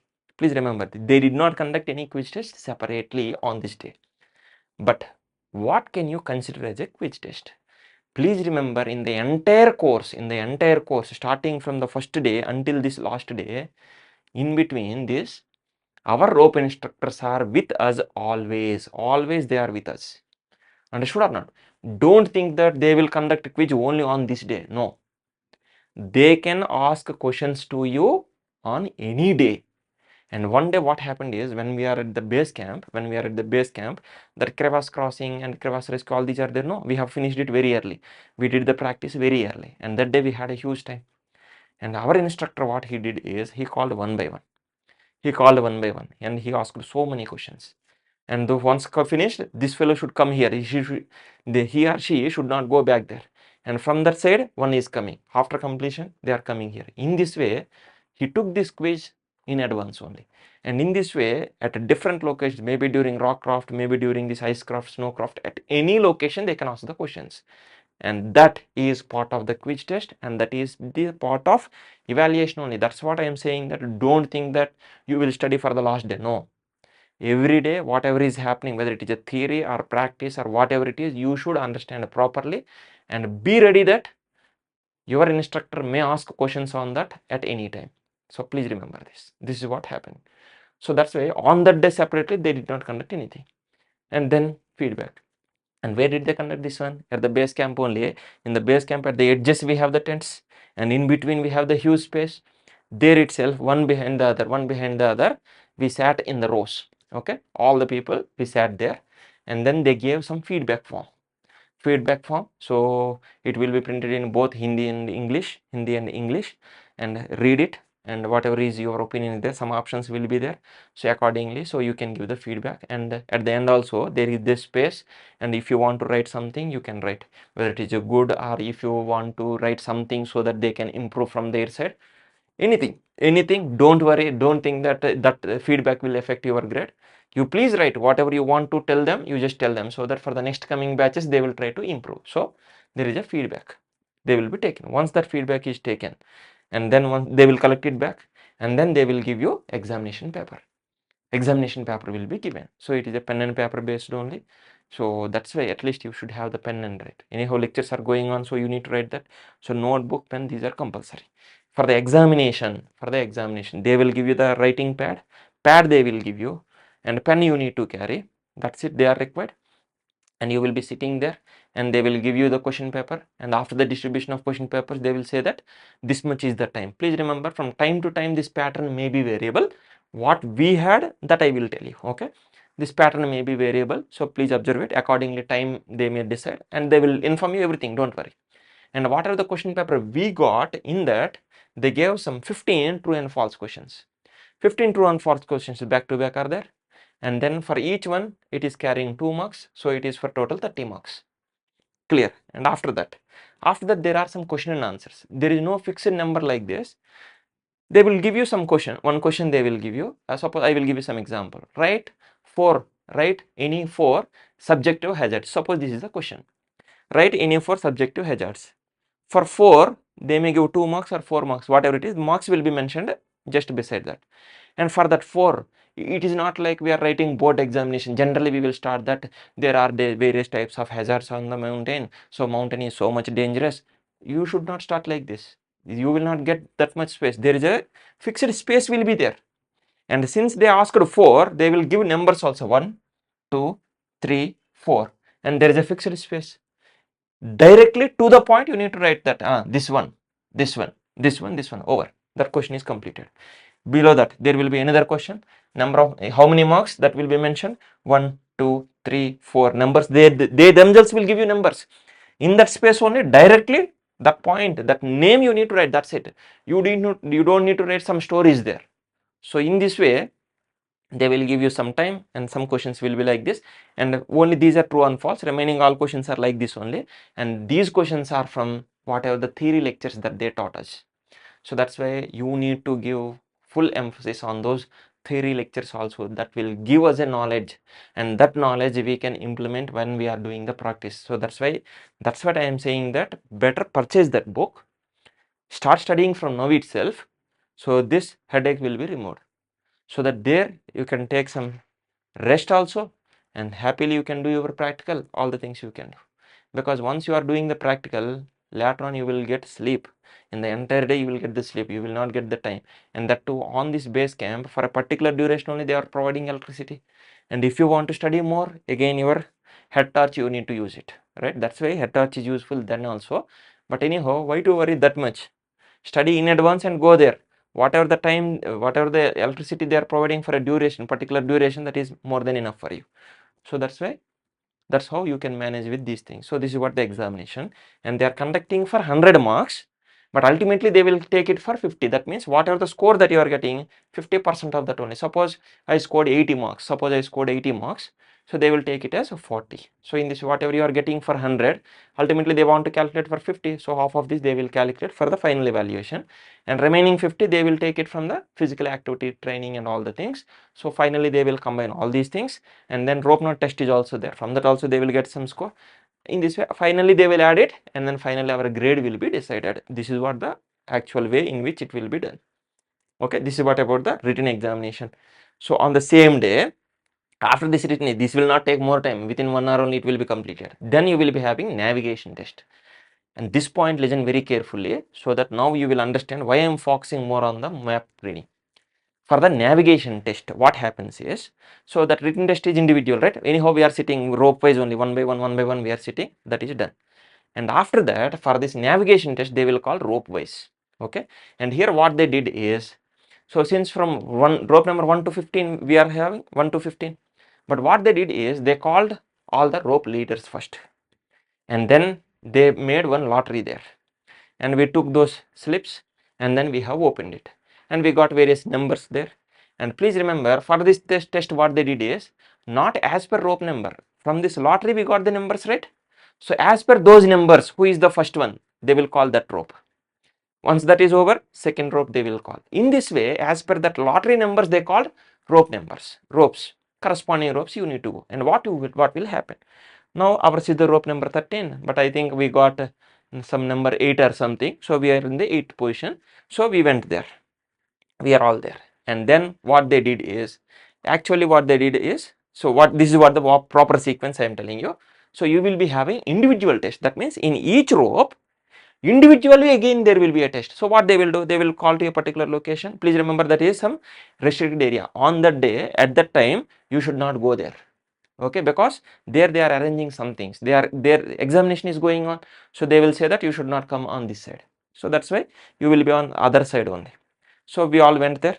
So one by one, all the 7 members we stood there, and then in front of us, for everyone they gave one map. And regarding the map, I forgot to tell you one more point. Please remember, those maps, whatever they are using, they are from Ministry of Defense, and they are restricted. They are restricted use only. On the map also it will be printed that restricted. Please remember, technically you should not take photos of those maps, and you should not circulate those maps. That's why I am not showing those maps here. Okay, so that's why please understand the significance of it. They belong to Ministry of Defense. It belongs to our security, national security. So that's why I'm not showing those things. So you need to consider these things also. They will directly tell you these points, but still some people are taking photos, so don't do that. Okay, okay, nice. Regarding the map, so in front of us they kept the map, and then for everyone they gave one compass also. Okay, and in this way, and then service protractor was also given. And first what they did is, so they said that they gave you two locations, 2 points.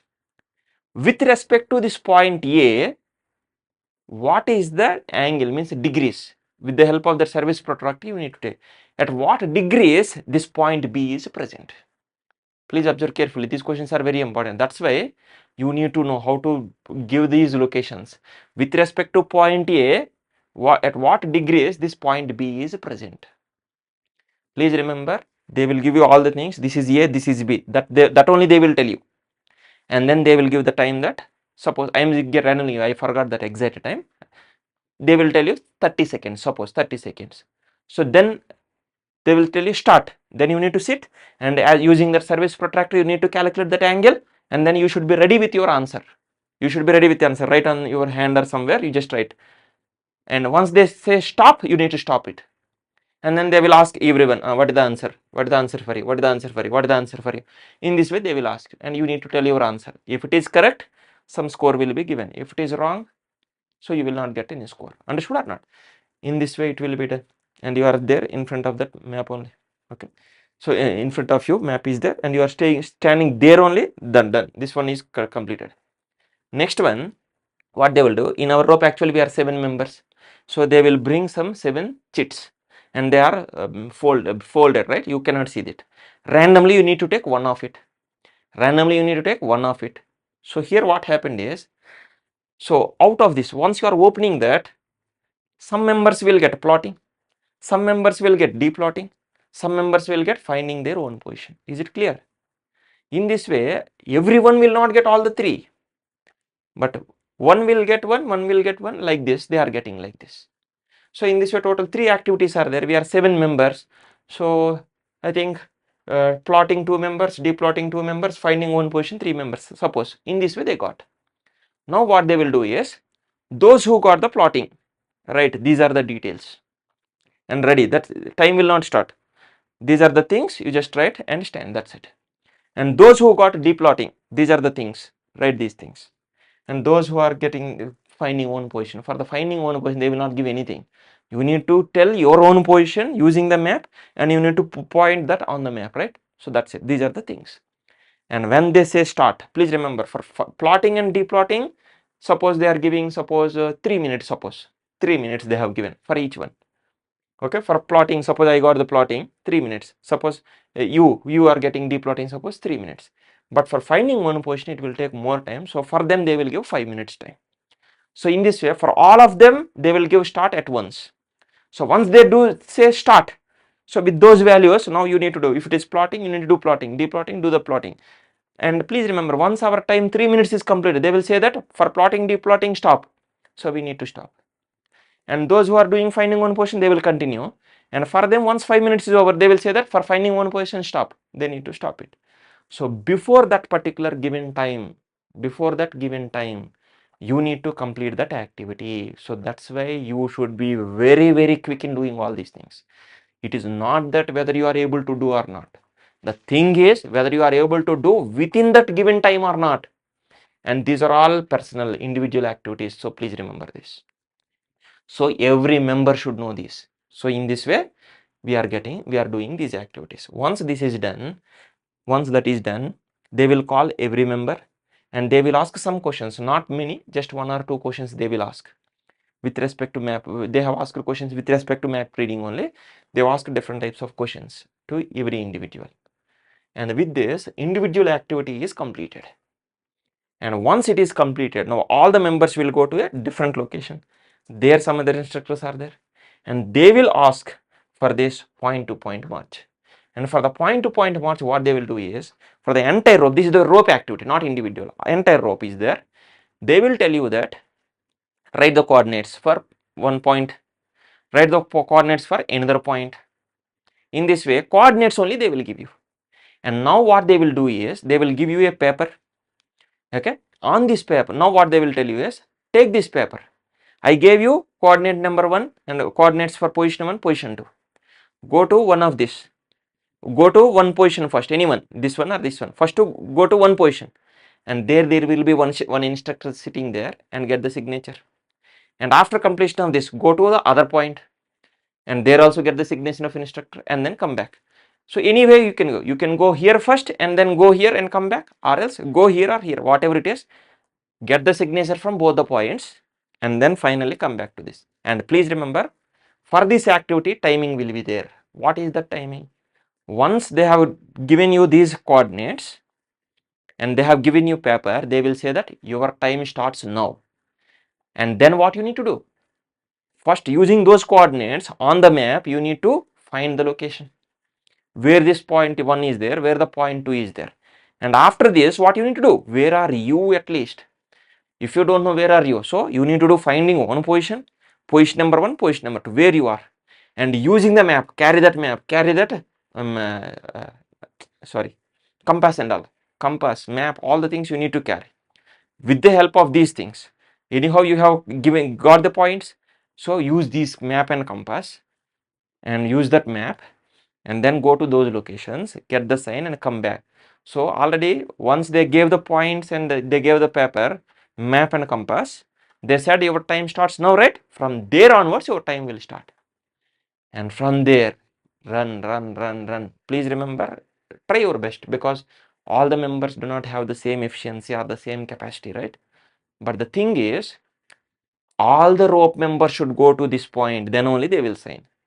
Suppose in my rope 7 members are there, 6 members went there, suppose I am coming late, they will not sign, they will wait until I reach there. So once all the members are there at that location, then only that instructor will sign, and from there again all the members should go to the other point, then all the members should come and reach this point, and after these two signs, don't think that one member will run fast and they will give, no, again all the members should reach. So that's why it is a complete rope activity, and once all the members together they are going and submitting them, then their time will end and they will note it then how much time they have taken, and this is important to decide best rope and all. For all these things they are important, so that's why all these are time related, these are all part of the test only. This is how they are conducting the test. I am telling you all these details so that you will understand what is the significance of map reading. You need to understand this. Please understand my effort. This is what I wanted to tell you, because I don't know all these things before going to the course. So once I went there, I thought that if at least someone made all these things with the details like this, so it might be useful. But I searched in the internet, in the YouTube, I searched so many videos, but I did not get clear-cut details regarding this. This is what, that's why actually I made this particular video. Since anyhow I am a lecturer, so I thought that, so it will be useful to the next coming trainees and all. So please understand these efforts. This is what the navigation test. Now the examination is not yet over. This is over. And after that, so we had that lunch, and after the lunch in the afternoon session, so we had the rope knot test. We all were asked to sit in that hall where the lectures were taking place. We sat there. Then what they did is, already please remember, for this rope knot test what happens is they will call by rope wise. Rope number 1 first they will go, they will be taken to a separate hall. There some instructors will be sitting there, okay, and we are all in one hall. Instructors are there in 2 different halls. One rope will go here, one rope will go there. So in this way simultaneously they are doing. And once you are going there, what they will do, already in that part number 2 we have discussed about what are the various rope knots that they are asking. Please remember, actually they did not ask us for the coils directly, they asked only knots only. But don't think that coils are not important. Coils are important, and these coils may be asked by your rope instructor as part of internal assessment. So you need to practice those also. Understood or not? And in this main test, they are asking only the knots only. And here what they will do is, for your rope members, all the members are standing here, and that time you don't need to carry your own sling. They will provide you. Anyhow, we are all going to that hall with our slings, right? But from us only, they will take some slings and they will provide you very long slings, whatever are there. We are total 7 members, and please remember, they will call you with name. In that sequence only you need to stand. It is not like that randomly you are going and standing. No, they will call you that Mr. Hamza, so Hamza will go there. Mr. Gajapati Varma will go there. Mohan will come. Gaurav will come. So in this way, they will call each and every person in the same sequence. You need to stand, and in front of us they will keep that long sling, and we are ready, and they will give you instructions also. They will tell you that now you need to do bow line on the bite. Suppose I am giving randomly bow line on the bite, and for this bow line on the bite we are giving you 20 seconds. Suppose I am randomly saying, it may be 15 or 20, they will tell you. I am giving you 20 seconds, they will tell you. And when we say start, then only you need to start, and when we say stop, you need to stop. This is what all the instructions they will give you. And in this way, once we are ready, and they will say that everyone understood or not. Yes, understood. Okay, now once they say start, stopwatch they will start it, time will start, and we need to do it quickly, and please remember it should be proper. And once they stop, we need to stop it, and then one instructor will check all these things, whether we did everything properly or not.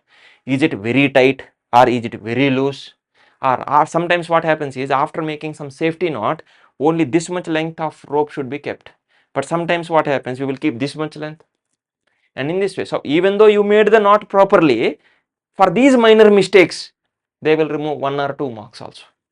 So in this way, what my suggestion is, anyhow, please go to the course after practicing all these things, okay? And anyhow, there also they will teach all these things, and every day whenever you are getting some time, please practice all these knots, so that at the last minute, please remember, when they say a knot, in your mind you should know that, yes, this is how I need to fold, this is how I need to turn it, this is how I need to make a knot. Everything within fraction of seconds it should come in your mind, so that as soon as you are taking the rope, you need to finish it off well within the time. Understood? And once they say stop, you need to stop it. Later on you are doing all these things, no, again you will lose the marks. So don't do that, stop it. So please practice all these things. So this is how we had a practice for all these things, clear? And this is conducted as a rope wise, but individually, for individual performance it will be counted. As a whole rope also, the overall score will be used for best rope calculation and all, okay, for selecting the best rope and all. And with that the test will be completed. So what is this best trainee, what is this best rope, now I will explain. And what are these things, because many students are having, many members are having doubt regarding this. What is this best trainee? Suppose I belong to a rope number 13. So from one particular rope, one member will be nominated as a best trainee. Please remember, for the best trainee competition, not best trainee, one member will be selected for best trainee competition. Please understand this. So in this way, total 15 ropes are there. From each rope, one will be coming. So total 15 members are there. Is it clear? So total 15 members are there for that best trainee competition. And please remember, when they have selected these particular members, after we went to that particular base camp, so after I think after 2 days they have informed that, so we are nominating this. Actually, please remember, while nominating also, see, instructor has to nominate one of us, so they cannot nominate all of us. So please remember, so they are observing us since the beginning. So please remember, it is not just only about the theoretical knowledge, it is not just only the physical endurance. Best trainee means it should be mixture of these two. It is a mixture of these two. So our instructor will have idea that, so this person may be better in both of these, so that they will nominate one of them. Better, you just, whomever they are nominating, you just allow them, that's it. Don't say that I will go. There is no better use. So better, you will relieve from those burdens, okay? So they will not get something better. Let them go, let whomever they are nominating, so let them go. But what are the tests conducted for this best trainee separately? Those who are nominated for this best trainee, for those members they will conduct separate tests. And for in our batch, what happened is, so when we went to that glacier for the activity, on the glacial wall, on the ice wall, so actually they made some tests. So these people went some tests. So they will ask for that climbing, so by using the different techniques, they will ask you that do like this. So then this person has to do that particular activity. So how exactly they are doing, whether they are hitting that ice wall with the crampon with the exact angle or not, or are they making any mistakes. So all these minor things they will observe. And when they are using this ice axe, are they keeping this in a correct position or not, are they holding properly or not, are they attaching that hand loop properly or not, everything, whether they wore this particular helmet or not, gloves or not, and crampons, everything, each and everything they will observe for this best trainee members. Okay, so in this way they will ask each and every member to so and so activity, they have to do it. So based on that, some senior instructors will do all these things, so they will give the score and all. Okay, so in this way they are doing. So this is one activity. These are some things that they are doing at the glacier. Next one is test during the height gain. Please remember, for all other members, height gain is just a normal activity, and that is not evaluated for our grading. And best trainees also, those who are competing for best trainee, they are also our course members only. So for them also, for the grading purpose, for the A grade, B grade, D grade grading purpose, it is not used. But since they are competing for the best trainee, please remember, those who are best trainee members, they need to carry the luggage. But for us, like normal members, they will tell you very few things to carry. But those who are going for the best trainee, already it is a very high elevation and they need to carry more luggage, and they will tell you all the things, what are the things to carry, and they will check also. Instructors will check for the best trainee competitors. They will check whether they are carrying all these things or not. So they need to carry that with the load they are going. So that's why for them the test is separate. So for them also the timing is same. So who is going to which part? So based on that. So in this way, for them what happens is the position is important. Suppose there are 15 members, they are competing for the best trainee. So who reached first? Based on that, score will be given to them. So that's why that score is useful for them to get this best trainee award. So in this way, for them it is like a competition, but for other members, you just try yourself. That's it. But anyhow, that is not useful for grading. Nice. This is what another point with respect to best training. And the third one is regarding the map reading test. Anyhow, as part of individual test and group rope, as a rope, we did all these tests. And apart from this, in the evening, what they did is they have conducted a separate map reading test for all these best trainee competitors. For all these best trainee competitors, once again, plotting, deplotting, finding own position, all these things will be as a test they will conduct once again for these best trainee members separately. So that's why map reading is very important. Suppose you are nominated as a best trainee from your rope, so you need to do all these things. So that's why physically, mentally and theoretically also you please prepare very perfectly from your side. This is what my suggestion is. This is for the best trainee. For best rope, there are no separate competitions. What is the individual performance of each and every member in the examination, during this map reading, during this rope knot test, all the things they will add. Anyhow, individually, each member, suppose in our rope, we are 7 members. From the theory part, what is the score we got? From the rope knot test, what is the score we got? And that from that map reading, individually, how much we got? And as a rope, what we got? Understood or not? So they will not conduct any separate things. From these only, for the entire rope, overall score they will get it. And based on that, they will decide who is the best rope. But please remember, on this day, on the examination day, they will not tell you who is the best trainee, who is the best rope. These things you will know only during the graduation ceremony. Until then, it will be secret only. Until then, it will be secret only. Okay. So these tests are completed. Nice. So with that, that day is completed. Next, day 24. And here, with that, all the activities at the base camp are completed.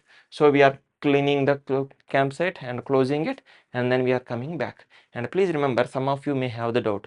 So do you need to carry your own tent? No, you cannot even carry also. Those tents are very bigger tents. They are having the weight more than around 40 to 50 kg. A single person cannot carry this, and you people are not carrying this. There are separate potters. So that's why the significance of these potters is very important.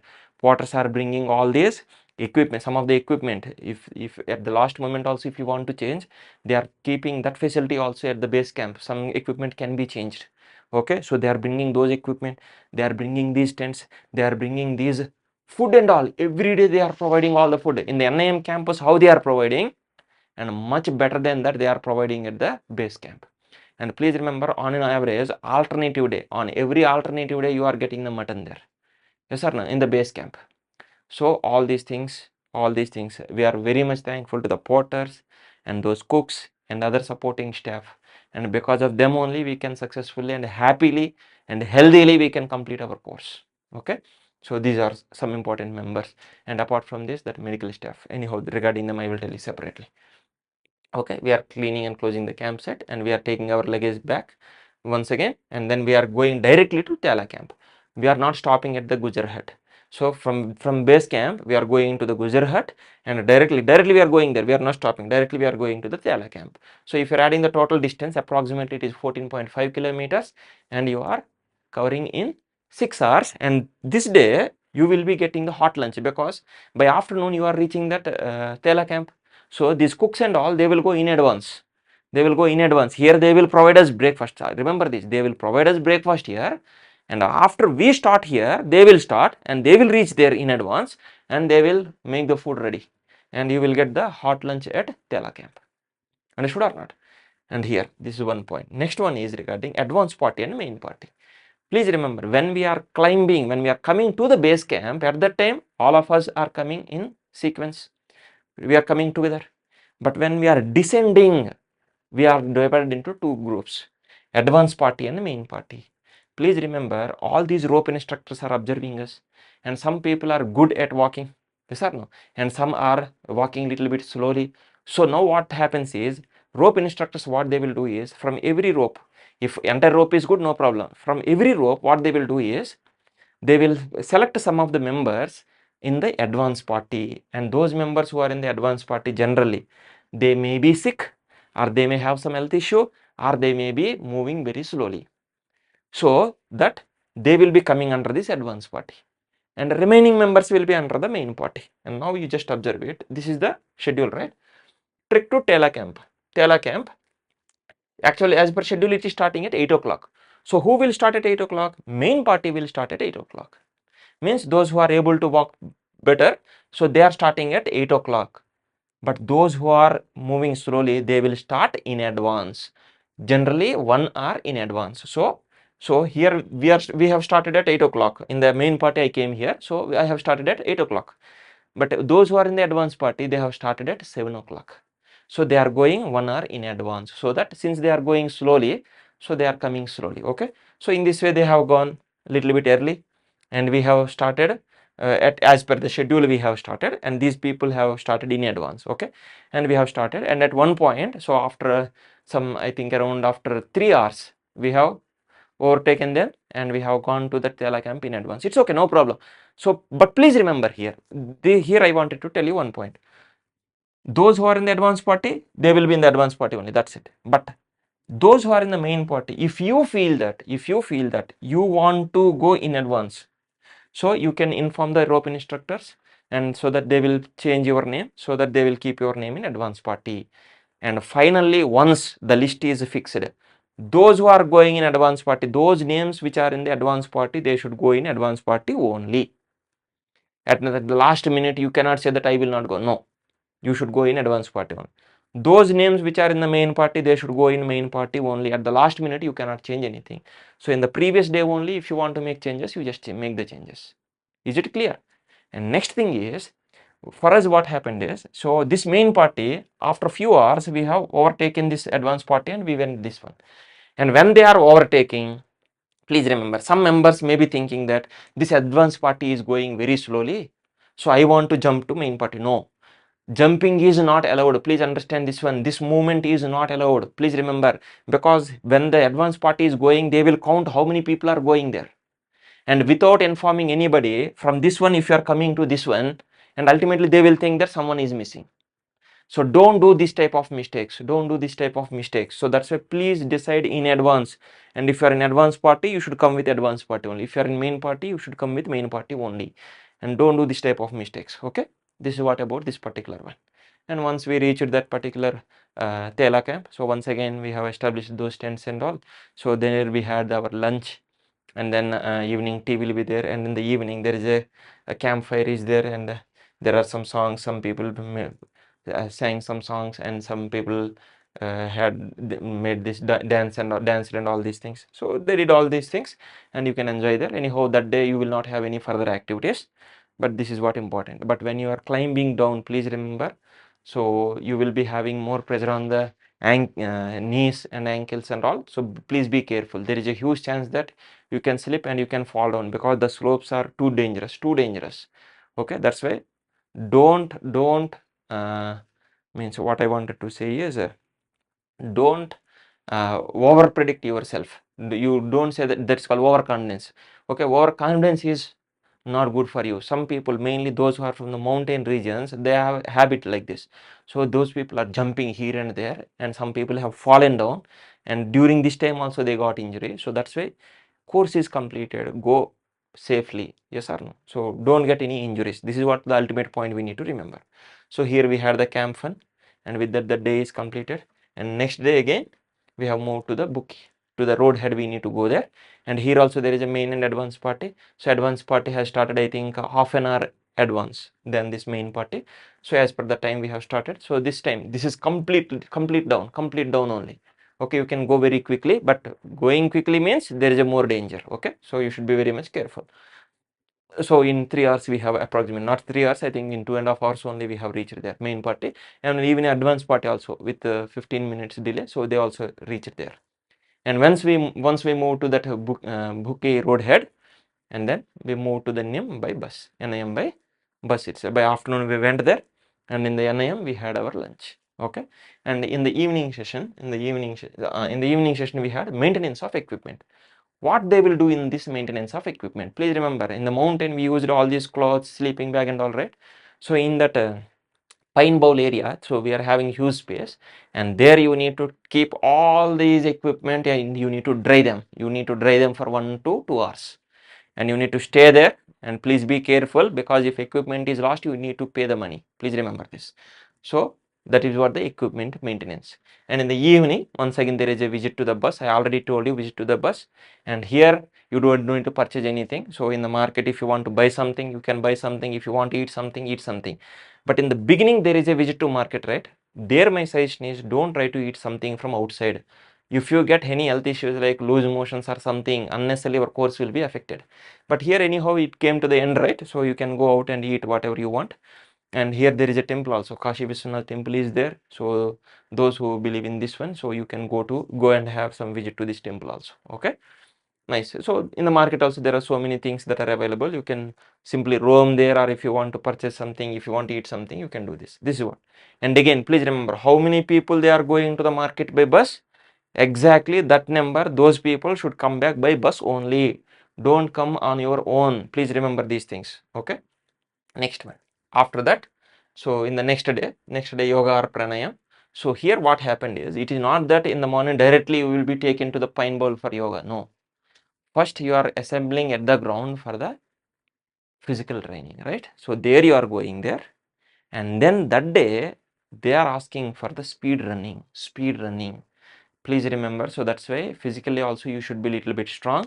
So that day, so initially they have taken us with some jogging like speed, and all of a sudden there is some steep like this, and there they asked that run, how fast you can run, you just run like that, they said. So that is, I felt that at that, since already it is a inclination, so we are going uphill, so with fast means, so it is a little bit difficult. But I don't say you can give up. So try your best, how far you can go, at least up to that you just run, and after that you can walk, and ultimately you will be taken to that pine bowl. In the pine bowl, so yoga will be done.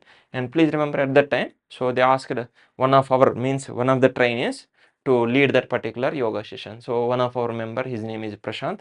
So actually very nicely, actually he's a very experienced in that yoga conducting and all, and he's a yoga trainer also. So very nicely he conducted that particular yoga program and all. So everything was done, and after that we had breakfast, and after that we had a session like interview with principal sir or sports climbing. What is this activity?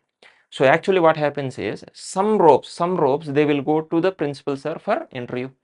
Okay, and remaining ones they are going for the sports climbing. That day already we did the sports climbing in the beginning. So those who want to do sports climbing further, so you can do. So those who want to do, so they will tell you that what are the things you need to bring. So you just carry those, and then you just go there. And I wanted to mention one more thing, I don't want to tell the name. One girl was injured on that day, during the sports climbing. So when she was doing that bouldering, she got ankle, not just angling, there is a fracture for the bone also. So that's what I am saying, whatever you are doing, do it safely, don't get injured. Okay, this is also one more thing. These are the things happening. Once your interview is over, again you can come for this. And once your interview is over, some ropes from the sports climbing, they will go for the interview with the principals, or this will be happening on this day, next day also. Okay, and so this is what actually the photo we have taken. So before going to that, before going to meet principal sir. Okay, this is what our rope is, and what actually you will interact with principal sir. So they are very much keen. So principal sir will directly ask you that, so what are the things that they can improve from their side. So that means they will ask you what are the negatives that you have observed during the course and all. So anyhow, at least you can say some few positives and all. Anyhow, food is very good, training is very good, accommodation, everything is very good.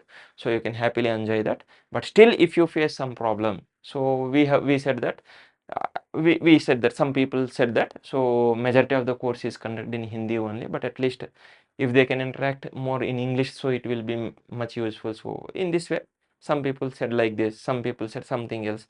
So what are the problems that you faced? You can easily and happily you can discuss with him, and they will try their best to improve from the next batch onwards. That's what the main idea. So already you gave the feedback during the examination day at the base camp, but this is the direct feedback that will be taken by the principal sir, so that they will try their best from their side to make some changes. Okay, this is what, that is what the aim of that particular interview. And then there is a separate session they have given for return of the equipment. Please remember, in the beginning they have given the complete equipment. For individually they have given, some equipment were given as for a complete rope, right? And out of this, after completion of rock craft, we have returned our PA shoes and rappelling shirt likewise. So those were already returned, so no problem. But remaining majority of the equipment is there. So that equipment we need to return it. So in this way, whenever we are returning individually, they will count whether we are returning everything or not. So in this way, we need to return all the equipment. So individual equipment we need to return, and rope wise common equipment also we need to return. So everything we need to return back.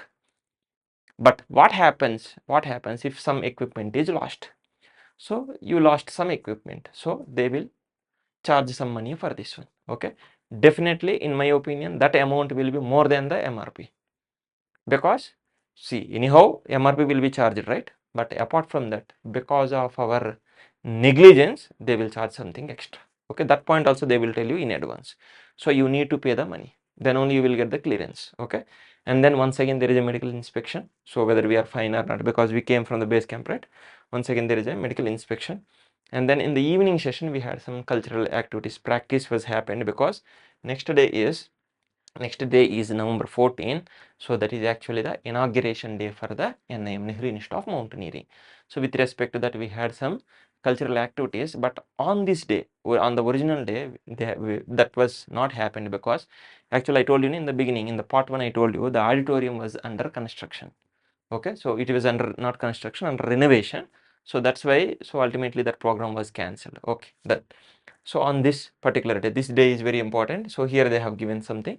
So in the morning they had some volleyball match. So on one side principal sir's team is there, other side vice principal sir's team is there. So they have conducted some volleyball match. So accordingly prize distribution, all these things happened. And in this also, some of our trainees have also participated in this particular volleyball match. Clear? And then since it is the number 14, so it is the birth date of Sri Pandit Nehruji, and also the inauguration day for the Nehru Institute of Mountaineering. So that's why there was a small program that has happened. So these are all the officials, or all the members, staff members from this particular Nehru Institute of Mountaineering. Clear? And then we had rehearsal of graduation ceremony and a group photo. What this rehearsal is very important, and here what they did is, actually as per the schedule, if you see, issue of NIM jersey is there. Please remember, this is the jersey. If you observe this, everyone is wearing the same jersey. That is the jersey only they will give. Jersey only. So inside this, or whether if you want to wear the t-shirt, it is okay, your wish. But this pant or trouser, whatever you want to wear, that you can wear. And they will give only the jersey. This is what the point I wanted to tell you. They will give this jersey. On this, Nehru Institute of Mountaineering logo and everything will be there. And this is uniform. So don't worry about whether it is coming until this wrist length or not. Even though it is coming up to here, it is okay, because ultimately the photo will be like off photo only. So don't worry about this. So if it is fitting to your upper body, that is enough. Okay, likewise if it is not fitting, you can change also there itself. So in this way, everyone will be given with this particular NIM jersey. And after this, we had this rehearsal. What is this rehearsal? Actually in the evening session, original graduation ceremony will happen. And here I am telling you some points, please listen very carefully. There is a list with them, and in that list the members names, trainees names will be written in sequence, that too with rope wise. First rope 1, then rope 2, rope 3, rope 4, likewise sequence wise it will be there. So that's why there is no confusion. But the thing is, within a rope, suppose my rope is rope number 13. It is not that randomly someone will go, no. Already there is a list, and in that list also will come to you first. Are there any mistakes in that list? So you can go for the correction and all. So they will provide that chance also. Correct everything. You need to provide the correct details, because the same details they will announce here during the graduation ceremony. That's why make sure that there are no mistakes. Generally those who are from MOD and NCC, you will be some ranks. So whether those ranks were given properly or not, you please check it properly. Okay. So in this way, you please verify it, that list. And please remember, in that list, for my rope, suppose rope number 13 is there. There is a fixed sequence. Suppose first Hamza is going, then Gajapati Varma will go, then Mohan will go, and then Kannaya will go, and then Sachin will go, and then another Kannaya will go, and then Gaurav will go. In this way, suppose there is a fixed sequence. That sequence is fixed. Please remember, in that list, whatever is the sequence given, in the same sequence, they will call you here. They will call you here. So that rehearsal will be happening here. So here what they will tell you is, when they are calling here, they will call you one name. When they are calling here one person, that person should be present here. So that next person will be present here, and next person will be in the sequence of these chairs. So in this way, for us, they have done this particular one in the Pine Bowl area, because auditorium is under renovation at that time, but generally these things will happen in the auditorium, but there also it is the sequence. So in this way, fixed sequence. So they will tell you, if they call, who has to come here, who has to move here, who has to move here. So in this way, there is a sequence. That rehearsal is actually taking place in the morning session. Okay. And then once this rehearsal is completed for each and every member, it will be done. Not just for one or two, for each and every member they will do. And once you are coming out of the chair, you are coming from this location. But once you have been awarded with that particular badge, you are not going and sitting at that location. You are looking at a different location. Where to sit, that also it will be decided. So in a particular sequence, it is happening in a smooth way, so that the entire graduation ceremony will be completed in just 25 to 30 minutes. You can understand how properly it is happening. Understood or not? So this is what actually taking place in the morning session. And once this particular preparation is over, then they will take us for a particular photo session. And please remember, there is also a rehearsal in the morning session. In the morning session, there is a rehearsal. In that rehearsal, what they will do? Who has to stand at what location? Please remember, in the morning session itself, there is a rehearsal for evening photo. In the evening, after completion of the graduation ceremony, they will take a photo. So in that photo, it is not that randomly they will go and you will stand here and here, you will be doing like this. No. In the morning itself, they will arrange all the members as per the height. So that there is a place and a position, everything will be fixed in the morning itself. So that evening, when principals or vice principals or when everyone is coming, there is no quarreling and there is no beating each other. Nothing should happen there. It will be like already your position is fixed there. Simply go and stand there. So within 30 seconds, everyone should be arranged in their respective positions. So that we will be standing there. So that all the officials will be sitting there and instructors will be standing here. So that in this way, all the rehearsals will be taking place at this particular time in the morning session itself. So that evening, entire function or entire program should complete very smoothly without any time delay. Understood or not? So that type of rehearsals are actually taking place in the morning session. So actually, as per the schedule, they gave a name, issue of a name jersey, but actually they have given in advance only. So we took this particular jersey. And next one, in the evening session. So we are having this graduation ceremony. So this is the actually graduation ceremony. So I am showing this one. So he is Mr. Hamza from my rope. After him, my name. So they are calling my name. So by that time, I am already here. Once they are calling, I am going to this. So principal sir is awarding the badge. And when he is awarding the badge, you need to look at that cameraman. Please remember this. Okay. You need to look at the cameraman. Please remember, this is very important, because if you are looking at the principal sir and the cameraman is taking photo like this, and ultimately once you are getting the photo, you cannot see your face. So that's a very clearly they will say that. So principal sir is awarding you this particular badge. They will be fixing it here, and at that time, so you can say thanks. Okay, and then immediately you need to look at that photographer, so that ultimately when you are getting the photo, so you can see your face, and that will be permanently present with you. So that's why please look at that. Anyhow, these things also they will tell you during the morning rehearsal time also. So once they are giving this particular one, they will give some demo, something like this they will do. At that time you need to say thank you, and then you need to look like this, and these are all will be practiced with the morning session. So some students means trainees, they by mistake they will forget, right? So they are looking at the principal sir, so they took like this photo, that's it. Later on they will, that same thing will not happen again, right? So that's what, so when they are saying these things, so please follow this. So once you are coming out, so you will be having some location, there only you need to sit. So that next one is coming here and this one is coming here. Once he is coming here, he is coming there. All the things they will tell you very clearly. And this is finally the graduation ceremony. So during the graduation ceremony, what they will give? They will give a badge, not the certificate. This point also I will tell you separately. They are giving you badge. They are presenting you a badge. On this badge, NIM, BMC will be given and that will be fixed here. That's it. And you will not receive certificate on the graduation day. So please remember this. Okay. That after that, as soon as that is completed, so we all went to a location. Already these positions of these members were fixed in the morning itself. And directly you need to go to your position. This is what my position is. Last row from this side, third one. This is what my position is. Simply I need to go and stand there. So in this way, they have taken this particular photo. So this is the entire course of BMC 285. So in this way, they are taking the photo. Okay, this is the group photo. These are instructors. These are all instructors. He is our course senior.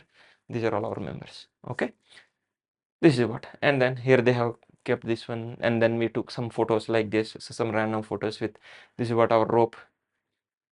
Okay, so this is with the principal sir, vice principal sir. So our rope members, we took some photos. You can take photos with them.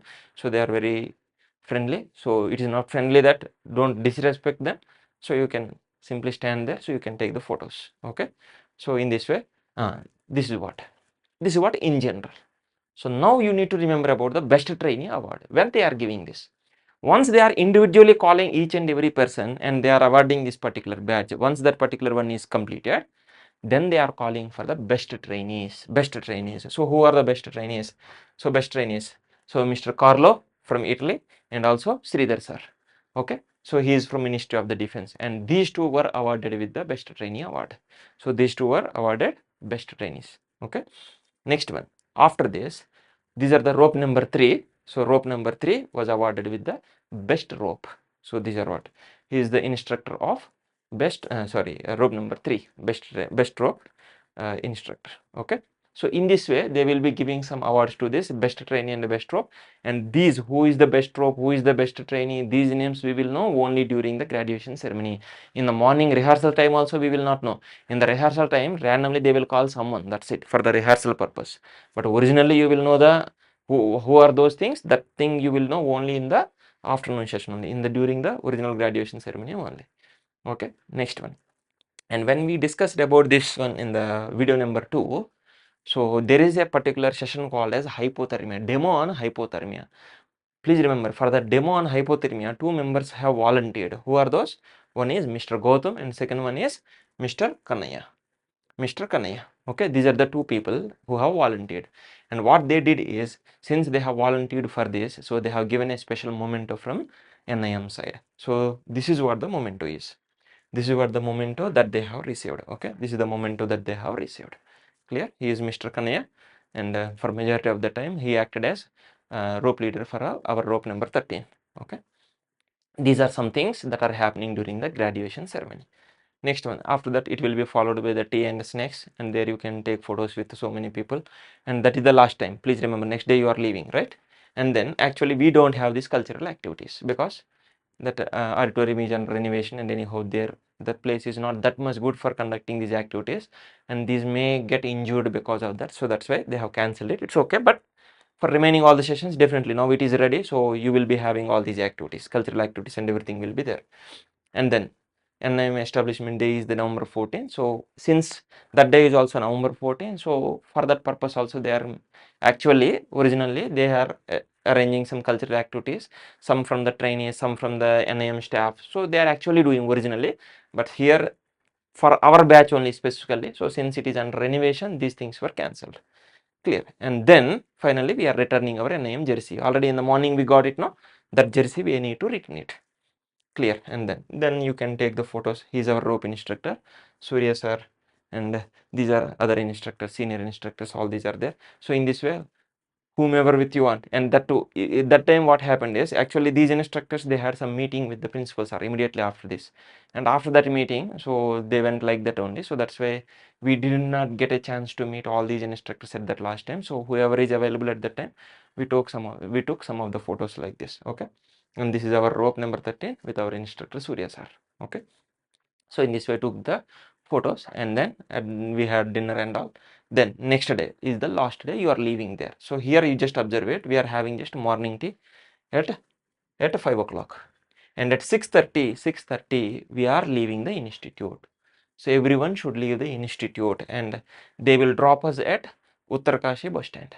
Okay, so through the NIM bus only they are dropping us at Uttarkashi bus stand, and from there wherever we want to go we can go. And not only this, suppose there are some around 25 to 30 people they want to go to Dehradun, suppose, or 25 to 30 people they want to go to Rishikesh or Haridwar. Likewise, if these many people are there, what you do is just 2 days beforehand only, 2 days in advance only, you just, anyhow you are having the WhatsApp group, right? So in that WhatsApp group you just ask them how many are interested to come to the Haridwar or Rishikesh or Dehradun. Suppose some 25 to 30 people are there, and anyhow if you are going to the bus stop you need to hire some bus, right? Suppose already you are having some 25 to 30 members, it is better that you just inform the NIM staff that, so we are already 25 to 30 members, so you please arrange some bus, so we will pay for that, so that you don't need to go to Uttarkashi bus stand and there you are randomly waiting for some bus. Instead of that, it will be better if more people are there. But at our time it was not like that, only 10 people are interested, so for 10 people that they cannot arrange the bus, so that's why, so we all went to that Uttarkashi bus stand, and from there whatever the private buses that were available, so through those vehicles, so we reached our destination. So in this way our course will be completed. That's it. Is it clear? So with this particular course is completed. I hope now you got the complete idea regarding each and every day what exactly is happening and how exactly it is happening, what are required, what to carry, what not to carry, and how to do there, how to behave there, and how to go prepare for theory, how to prepare for physical training. I hope at least you will get some basic idea, right? So this is what, and not only this, I wanted to discuss some other things, so that I will try to conclude this one very early. Regarding the drinking water facility, please remember hot water will be provided at all the locations, at the NIM campus, Tekla Rockcraft training area, at the where is it, Tela camp, at the Gujjar Hut, and at the base camp. Everywhere for drinking purpose hot water will be provided. Along with this, anyhow normal tap water will be available. Clear? And anyhow potable normal water also will be available. And please remember, on the mountain what they will do is, anyhow some glacial streams are there, and that water only they will collect, and that they will boil and they will give you. Don't think that from the NIM they will bring that RO water for you. No, glacial water is much better than the RO water. Then they will collect it and they will boil it and they will give you that, and that is the drinking water that you are getting on the mountain. Okay, next one.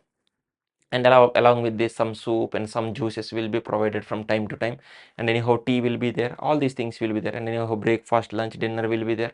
And on the mountain, on an average, on alternative day you will get the mutton. And anyhow when we are going to the mountain, we are some people are bringing these goats along with us, yes or no? So that's why mutton will be provided. Anyhow the porters are bringing these food materials and all, so nice vegetables, means vegetable for vegetarians some special dishes will be prepared, and for vegetarians some egg related some dishes also will be prepared. All the things will be there, and sometimes in between they will serve you some sweets also. With respect to food, accommodation, training, you don't need to worry, that will be the best. Okay, that I can say you. Okay, the only thing is from our side how far we are doing our best, that is the only thing. For that only we need the preparation. Remaining all the things they are doing. And one more thing is, because of our mistakes you should not be injured. This is what one more point we need to keep in mind. And not only this, generally at the night time they are even providing this bornamita, and also please you can have all these things. But please remember, consumption of alcohol, tobacco usage and the drugs usage is strictly prohibited, and if you are found using any of these you will be removed from the course immediately. Clear? Next one. And you can do bath at the NIM only, not on the mountain. Very clearly I am telling you. And at the NIM, so solar panels are there, so you can even get hot water also. Clear? And next one, toilet facility at various locations. At the NIM campus, it is a fixed one, permanent construction, so you are getting very good facilities here. At the Takla Rockcraft area, so you are having that, means you will be getting a proper toilets. But the thing is, so anyhow whatever is the normal water that is available there, that water only you need to use there. Next one, at the Tela camp also, they are having this tent type of these toilets are there. Anyhow, they are also very good. Okay, and you will be provided water also, so no problem. At the Gujjar Hut camp for the females, so since 2 toilets are there, they were related for the females. So for them there is no problem, water is also available. But for the gents here only, at the Gujjar Hut, gents, so now they have to go to that some just far little bit far away from the Tela camp into those trees and all only, that forest area only you are going there. But with the help of that ice axe, you need to dig there, so you need to finish it off there. So there you may need toilet paper, okay, or tissue paper is needed. Next one. At the base camp anyhow, the standard establishment is there, so no problem here, no problem. So with respect to this toilet facility, gents may face little bit problem at the Gujjar Hut camp, that's it. But remaining all the locations, there is no problem. But anyhow, this is for just one day only, so please accordingly. Anyhow, you have to learn it, because suppose you are originally going to the mountain, since it is the standard camps for the NIM, they are providing these facilities. Suppose originally you are a mountaineer, you are going to the mountain, don't expect these facilities, right? So that's why you need to learn those things also. Next one, what is the use of this mountaineering course? So anyhow, those who are having this adventure type of thinking, those who want to go for these adventure activities, definitely this mountaineering is one such activity. And in this also various levels are there: basic mountaineering, advanced mountaineering, search and rescue, method of instruction. In this way various levels are there. And anyhow, these things, majority of this content I have covered in the part 1. So simply I am concluding these things. So those who want to go to mountains and all, and for them these courses will offer technical knowledge. If you are technically strong, you can face the problems very easily. You overcome those particular issues very easily. Understood or not? And if you don't have technical knowledge, you may face more problems or more difficulties even for small things also. That's what the main advantage of this particular course. Technically it will make you strong. Okay, and not only this, it will give you some survival skills, and these skills not only useful on the mountain, even here also they are useful. Suppose that C pulley, Z pulley system is there, they are useful to rescue someone, right? That rescue you can do here also, in the normal locations also you can do. So these are some things that are useful to rescue something. So these are some survival skills, and those knots, various knots that are useful in the various conditions. All these, don't think only with respect to the mountain, even for normal living conditions also we can use these particular skills. Okay, next one is, it will make us mentally and physically strong. Nowadays if you see, some people even for small reasons also they are committing suicide. Yes or no? That is not good. So go there, you just see there. So what are these conditions? They will make you little bit more mentally and physically strong, so that you can even withstand these type of normal things that you are facing in your life. So in this way, very, very good course. So I am suggesting that every member, every individual should go through this, so that you can get all these knowledges. Okay. And next one, physical preparation for the course. Already we have discussed regarding this in the first video itself. Very clearly we have discussed. So you need to go for the running, okay, and then walk with load. And with load also, you just go for small jogging also for small distance like 100 meters, 200 meters, because that will be useful. Because during this course sometimes you need to run with your luggage also, so that's why that will be useful. My suggestion is, at least in one trick bag you just add some load, so that it will be around 25 to 30 kg. My suggestion is, go with 25 to 30 kg. Practice it. Better one day you just go for running, one day you just go for walking with this load of 25 to 30 kg, so that you just habituated for that, so that one day when you are going on the mountain, this 25 to 30 kg load you need to carry, right? So that shouldn't be heavy for you. So in this way your practice should be there, and you just strengthen your fingers, and this palm, and this forearm, shoulders, and then calf muscles, toes, hamstrings, everything, every body, entire body, all the things should be fit. For the rock crafting, all these things, forearms are mainly used, and even you need to stand on your toes, so that is also very important. And when you are going on this mountain, you are walking for several hours, you are walking, so you need strength in your hamstrings and all the things, right? So that's why all these things you need to practice very well. Okay, anyhow, regarding this physical preparation, so in the day one of video number 2, I have very clearly told you what are the various variations that they are saying. All the things I have discussed there, so go through that. So do those things also. And next one, use of the satellite phone, very important one. And when we are going to the mountain, that means from the Buki road head to the Gujjar Hut, Tela camp. From the Buki road head we are going to the Tela camp, right? That day what happens is, after a particular duration, after once we are crossing a particular point, After that, you will not get the mobile phone signals. You will not get mobile phone signals until you are coming back after completion of the course. That means approximately for 10 to 12 days, you don't have mobile phones. That means you may not have communication with your home or your relatives or family members. Please remember this. So that's why when you are leaving from the NIM, so that day itself, you just tell them that you are not reachable through the mobile phone for approximately 2 weeks. Tell them in advance. Okay, but once you are crossing that point and you are going to the Tela camp, from Tela camp onwards, now you will not have any mobile phone signals. And at that time, if you want to communicate with your family members or someone else, so then how you will communicate? Please remember, regarding the satellite phone, they will tell you, please remember the charges may be variable. So during our course, the charges were like 45 rupees per minute. For 1 minute, it is 45 rupees. So it is definitely costlier. And that too, it is not available all the time.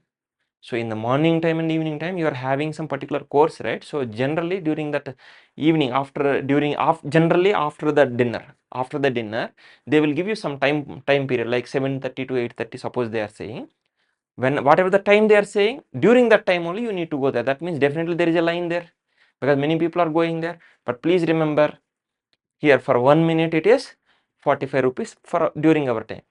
Suppose 1 minute complete, that means 60 minutes completed and it has gone to 61 seconds. 60 seconds completed and it has gone to 61 second. 61 second means it will be considered as 2 minutes only. So you need to pay 45 plus 45. Even 1 second extra also will come into the next minute only. So that entire money you need to pay. And that too, what I have observed is many members, they had some issue in calculation of this. So what my suggestion is, whenever you are using these satellite phones, when it has started, how many seconds you have talked, you also count and you also note it down so that when you are verifying with their report, it should match. Sometimes because of this jumping, so you may be saying that you talked for 2 minutes and they may be saying that you talked for 3 minutes. So these problems has arrived. So please remember this. So that's why better note down for how many seconds you talked, so that it will be easy when you are clearing this one. And one more thing, one advantage is, when you are using this satellite phone on the mountain, you don't need to pay the money on the mountain. At the mountain you don't need to pay. Once you are coming back to NIM campus, here you can pay it. At the NIM campus you can pay it, so no problem. Okay, this is what one facility that will be provided.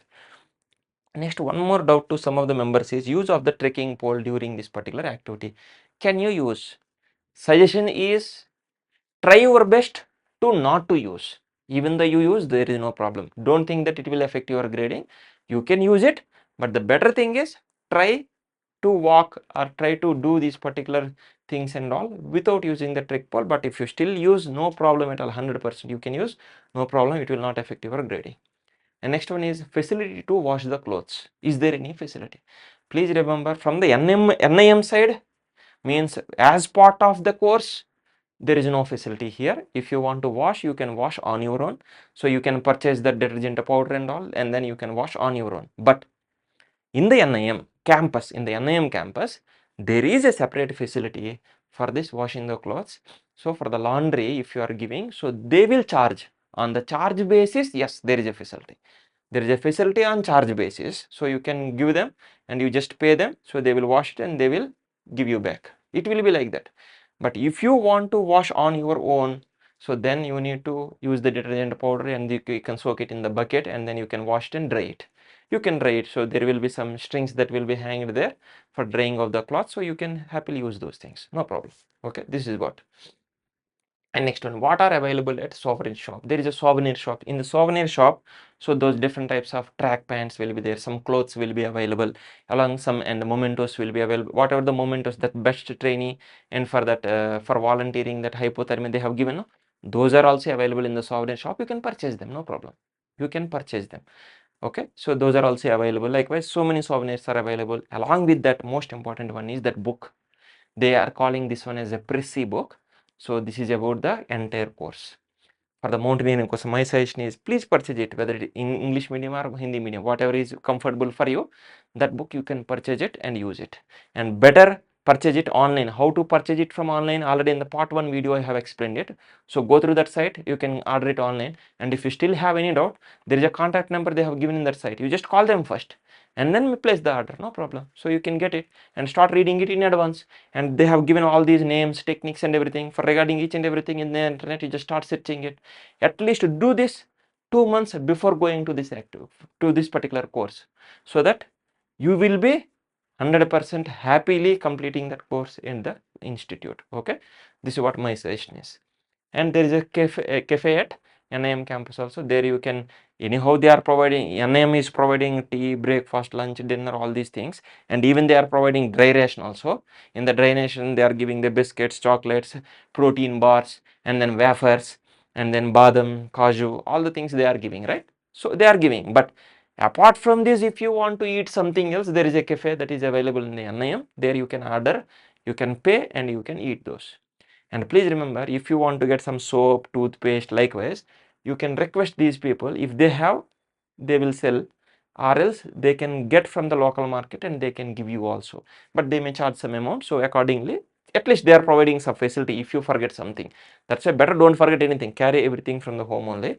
But what is needed, what is not needed, that also you just assess it. Okay, next one. There is a small cafe that is available at base camp also, but costs are very high at this particular base camp cafe. Please remember, at the base camp at the mountain we are staying now for 2 weeks. So there also there is a small cafe. There also some noodles and small things are available, but they are costlier. And even notebook, pen, they are also available at that location. But the advantage is, even though they are costlier, on your name you can write it. You can write it, you can order it, you can eat, you can purchase, you can do anything.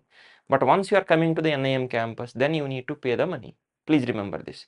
Okay, for these things you should be honest, because they are not charging and later on you will escape. It is not like that. Pay the money once you are coming back to the NIM campus. At least these are some better facilities they are trying from their side. And there is a very great role from the porters and the cooking staff.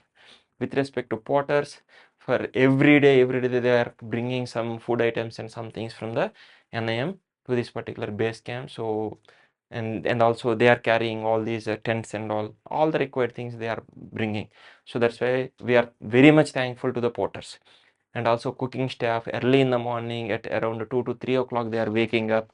They are making all the things ready. By morning they will be by 5 o'clock hot water will be available for drinking, and then by 5:30 6 o'clock tea will be available, and then breakfast will be available, and then in between also they will provide you some juice also, some drink also they will provide you.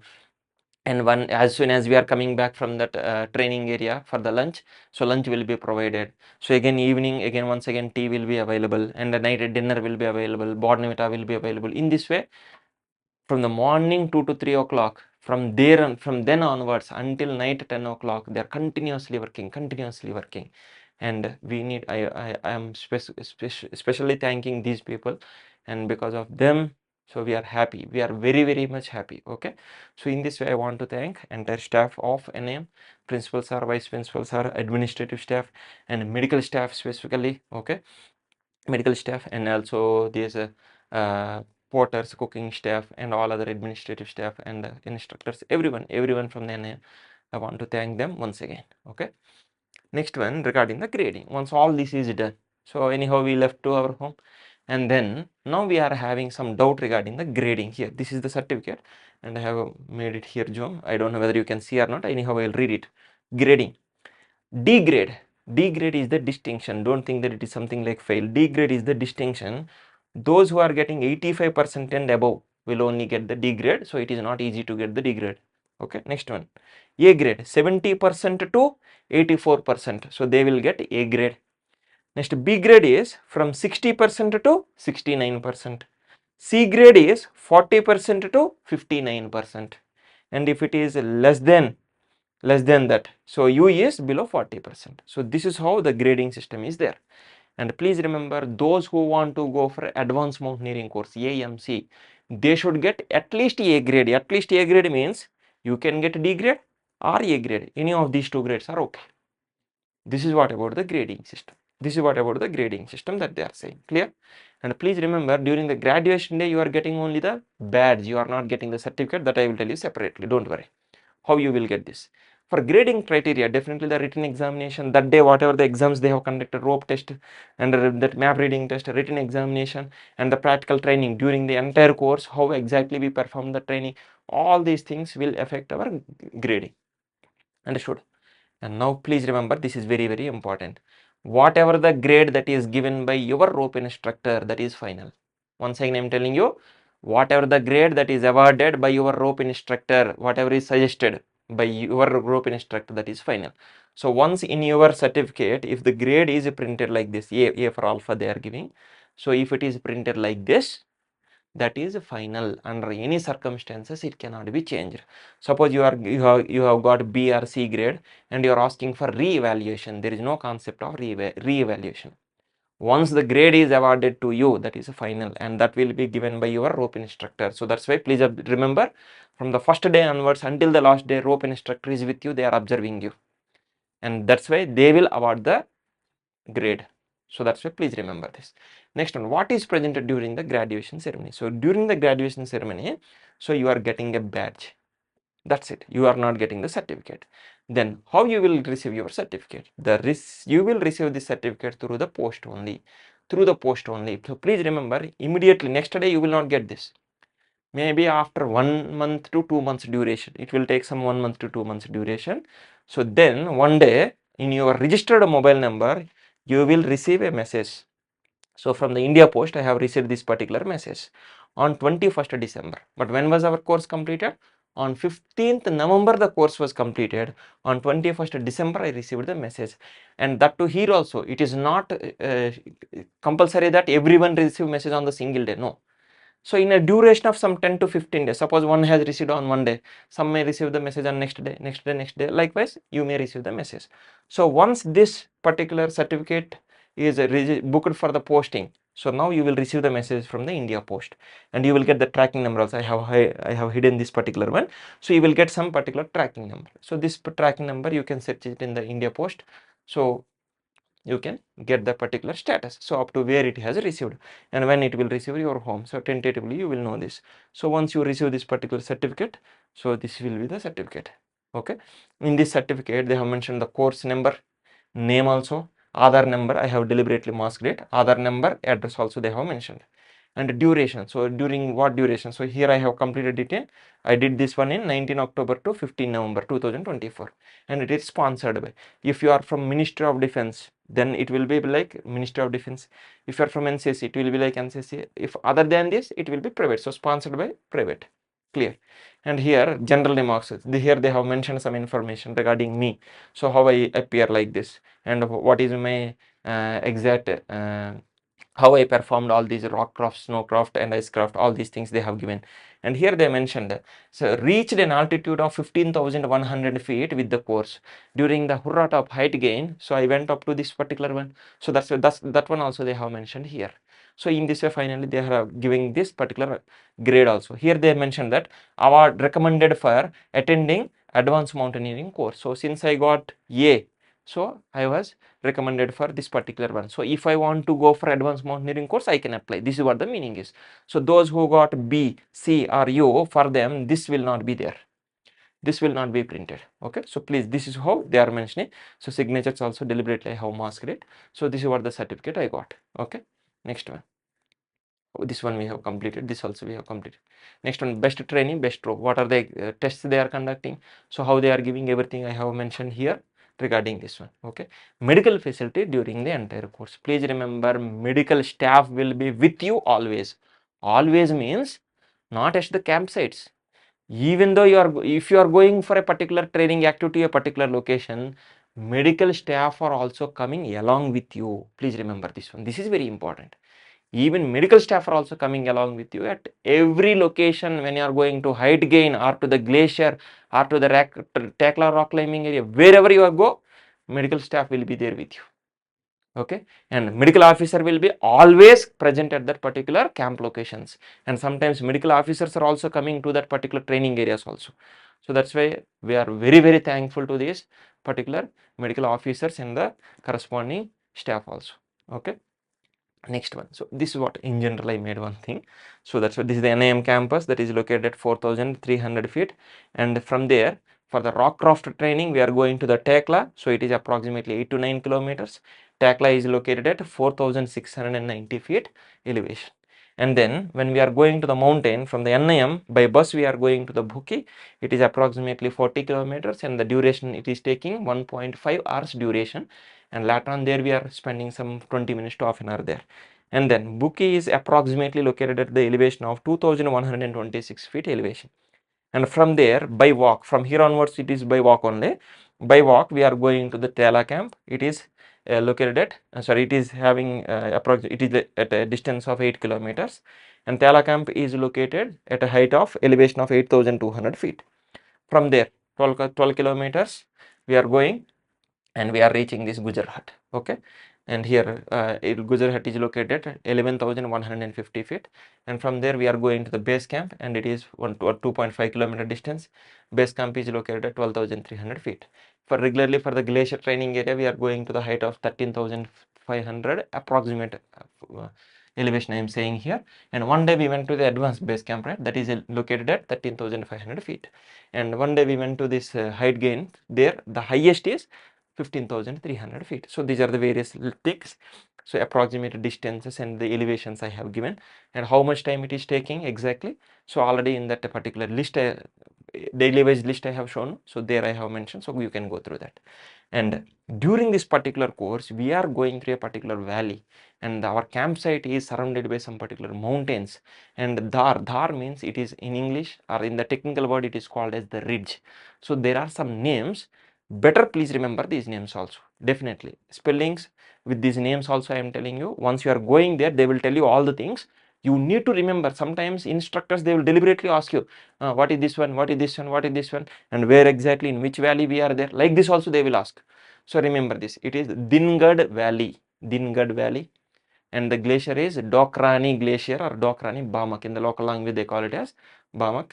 And Machakidar, and then Jonli, and Draupadi Ka Danda, and then Chorokidhar, and then Rokwa Top. In this way, different names are there. Try to remember these names once you are in the training location. So then you will clearly understand what are all these things. Okay, and not only this, just beside our base camp, so you can find one small institute. So okay, there is a small thing, there is a permanent some research is going on there. That is actually Wadia Institute of Himalayan Geology, so belonging to the Dehradun. Actually they are studying on these glaciers and all. Okay, so that's why there is an institute. So actually when you are going for that cricket and volleyball games, so just on this side only you will be finding this particular institute. Okay, next one, so wake up and sleeping time. Sleeping times in the remarks I have very clearly mentioned. When you are in the institute, 9:30 is the sleeping time. On the mountain, 9 o'clock is the lights off time. So after that you need to sleep. Okay, but wake up, that is your wish. At what time you will wake up, that is your wish. You need to better wake up early, because in a particular room or on the mountain, so there are so many people, the number of toilets available are less. So definitely my suggestion is wake up early, and then you just go to the toilet and be free. And if you want to sleep, sleep again. But if you are waking up at the last moment, and if you are running and already it is occupied with someone else, and you are waiting there, and you are coming late to the fall in, that will affect you. But please remember, already they gave the morning tea time, breakfast time, and all these things. So accordingly you can decide when to wake up. That is in your hands only. Okay, and then know about, my suggestion is, you need to know about the equipment related. What are the names with spellings, what is the use of that particular element, what are the various parts means, what are the labeling of all these things. In this way you need to learn for each and every equipment. And next one, regarding the theory lectures also, at least I have mentioned what are the various lectures that they are taking. Please remember, I told you how to get this book from the website. In the part 1 video, very clearly I told you, go to the website, and there you can get this particular one. Better go through all these lectures in advance, so that everything will be cleared. And if you have any doubts, directly when you are going for the course, there you can ask it.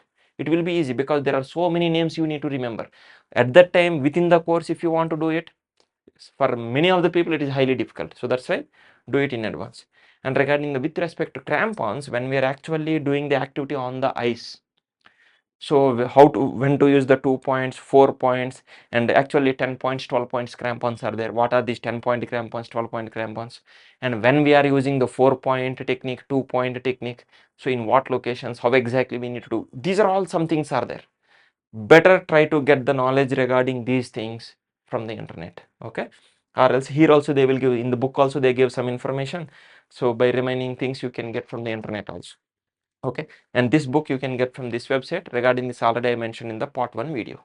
And next one, those who are from the Ministry of Defense and NCC. So since they are coming through their corresponding offices, when they are coming and reporting to the NIM, so you have given a joining letter or reporting letter. In the same way, when you people are going out of the NIM, please remember that you need to take these relieving letters also. For the private candidate like me, these letters are not needed.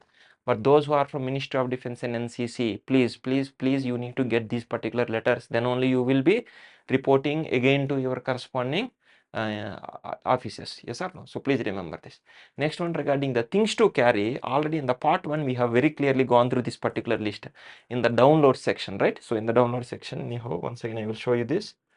In the download section already we got this one, right?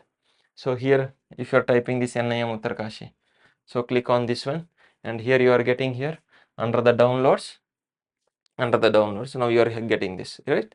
So here already I told you how to check all these things. Checklist for mountaineering course trainees, this is what the PDF, the same PDF I have cut pasted here. Already they have given some list, right? So go through this particular list, and then to this particular list we want to add something else. This is the list already they have given. Already I have given clear cut explanation in the part 1 video. And now what are the things to add? Now let us say face wash. Face wash you please add, because on these mountains you are not doing the bath, so at least face you can wash with these things. And also hands also you need to wash after going to the toilet, and also after having this breakfast, lunch, dinner, better wash this, because at that cold temperature, so these oily things they will not remove easily from your hand. So better use hand wash and all. Better carry small things, not bigger ones, because again you need to carry all these things in your rucksack, right? So that's why. Next one is small bag. Better small 10 liter or 20 liter small bag also you please include.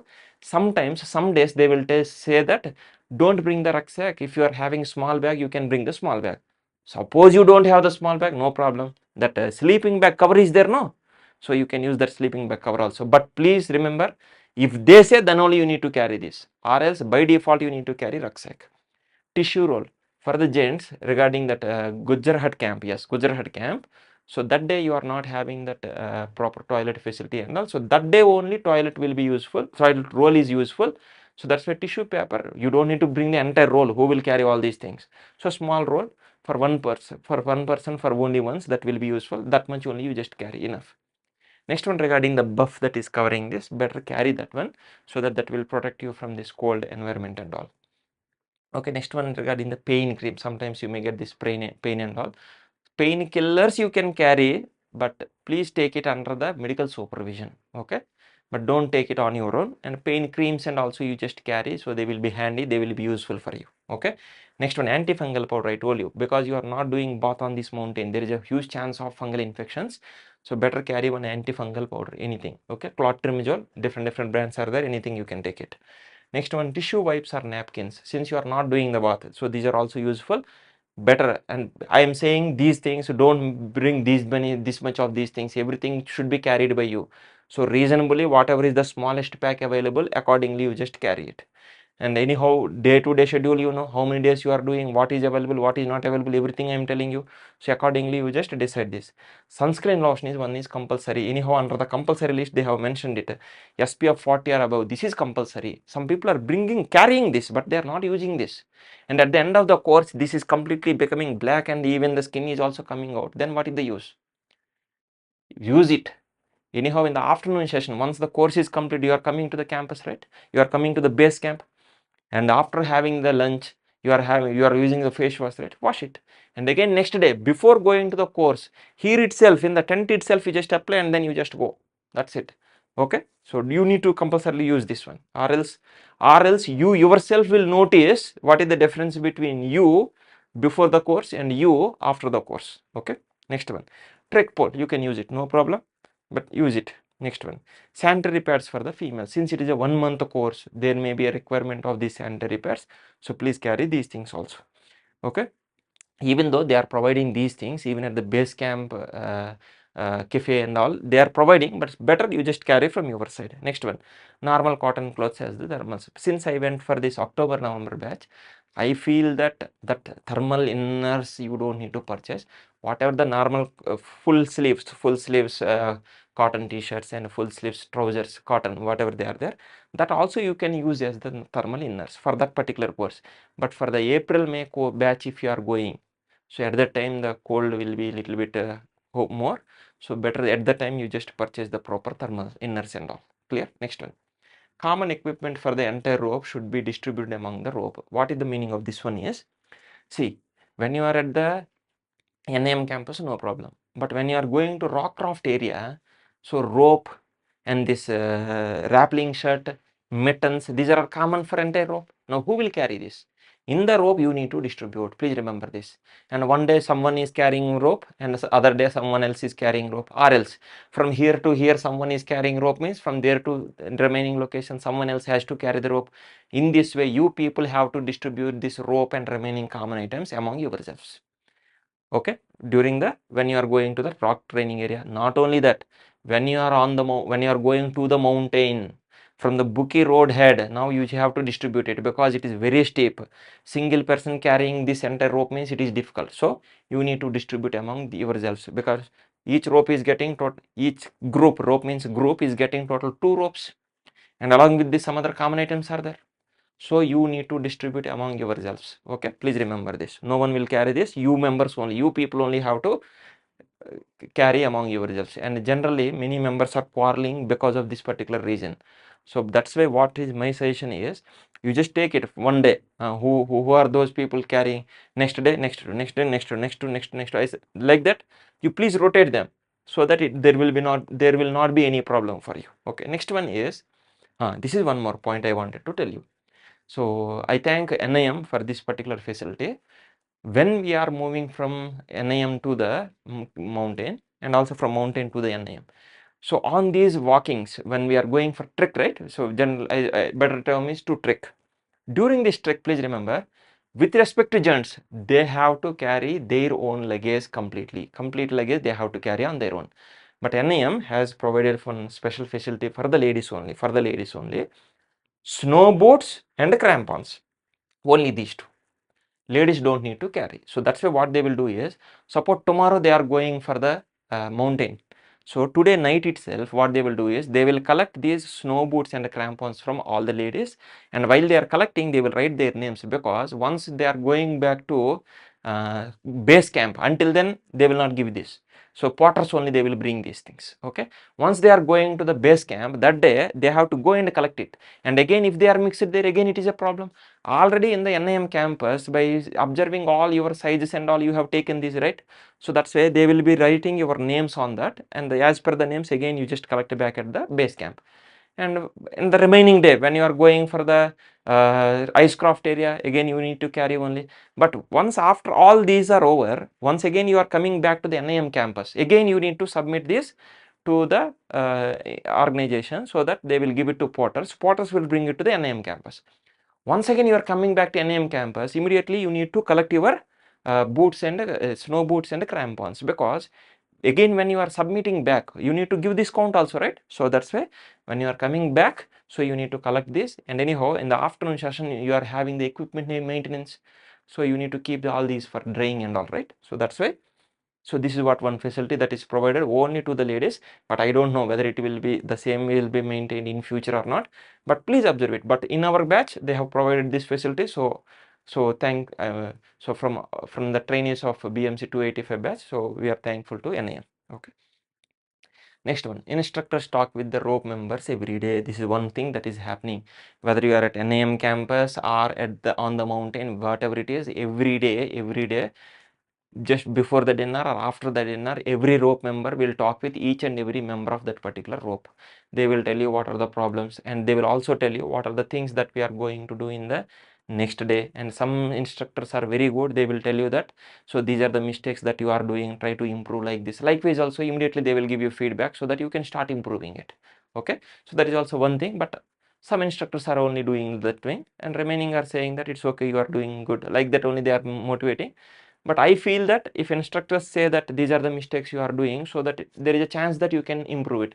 Suppose at that time they will say that you are doing good, and finally they will give some B or C grade, so it will be some disappointing for us. So it's okay. So it depends from instructor to instructor. So that's why what I am saying you is, trying to tell you is, you just ask your instructor personally, sir, what type of mistakes I am doing, so how to improve it, where I can improve it. Likewise, you ask from your side, then definitely they will tell you, then you can improve it, right? So at least to start, you just start doing it. This is what one thing I noticed. So you can do like this. Okay, yes, this is one. Next one, please remember this information whatever I told you is with respect to my course, that is October November session for 2024. And please remember, as per the season, the day-to-day schedule may be changed. Okay, slight modifications may be happening, and with respect to the things to carry also, there may be some change. So that's why please visit the website from time to time. Okay, and go through their instructions. Okay, these may change. And next one, so in the first video, when I said about the age limit, I told you that it is generally between 18 to 45. But my suggestion is one more. I will once again I will show you this. What I am showing here is, it is available in the internet only. Observe carefully. So now let us close it. In the site only, come to the downloads. In the downloads only, already I told you about medical form, indemnity bond, offline application like this, right? And now today's date is 21st January 2025. And here training program for 2026. Let us download this. And here they have given like this. And in this is the training program for 2026 for the basic mountaineering course, 28 days. And here what are the batches duration they give: March to April, April to May, May to June, September, October, October to November. Some of these will come under strict winter conditions, some of them will come under the rainy season, okay, monsoon season, and some are post monsoon. Likewise you are getting. So in this way, as per the season, so some things are little bit important, they may be slightly variable. And here mixed batches, ladies batch, regarding this already I have explained in video number 1. And what is the fee? Subsidized fee, very clearly they are saying it is the subsidized fee, it is not the full amount. Subsidized fee is like this. And capacity also, this in each batch how many members are there, this may be variable. Not only this, if some people are ready to pay as per the actual cost basis, regarding this in the video number 1 I told you, and they can be added. So that's why in our batch we are total 108 members. Understood or not? So in this way, this number may be changed. And next one, age also you just see. For some courses 16 to 40, for some 20 to 55, some courses 16 to 40. Likewise, they have given. So you please observe these things also very carefully. So who is eligible, who is not eligible, what is your age? So if you are applying, if you want to apply to a particular group, what is the age criteria? Suppose you are 45 years, you cannot apply for this. Then you can apply for this particular course. Understood or not? In this way, you please observe this first, and accordingly you just select the course in the online application form. How to fill online application form and everything, in the video number 1 itself I have covered all the points. Okay, go through that. So in this way you just observe carefully. So that's why this content may also vary from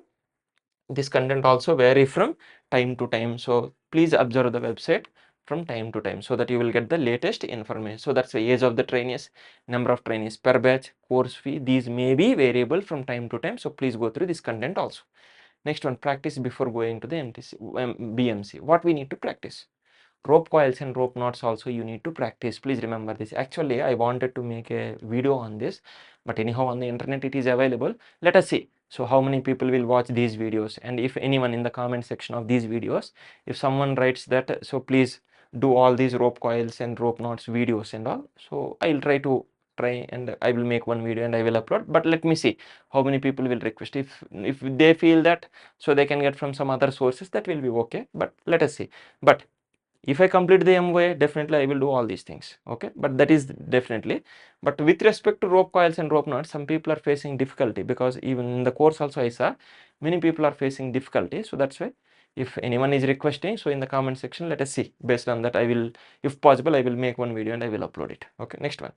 Regarding the theory lectures, I told you, regarding these lectures, there is a book available. Better purchase that in advance. Go through the complete one, so that you will get at least a basic idea what you will study in the particular course, so that you can easily cope up with that particular course during that particular time period. Okay, next one, map reading. I told you, if you have gone through all these lectures, you will understand how important it is.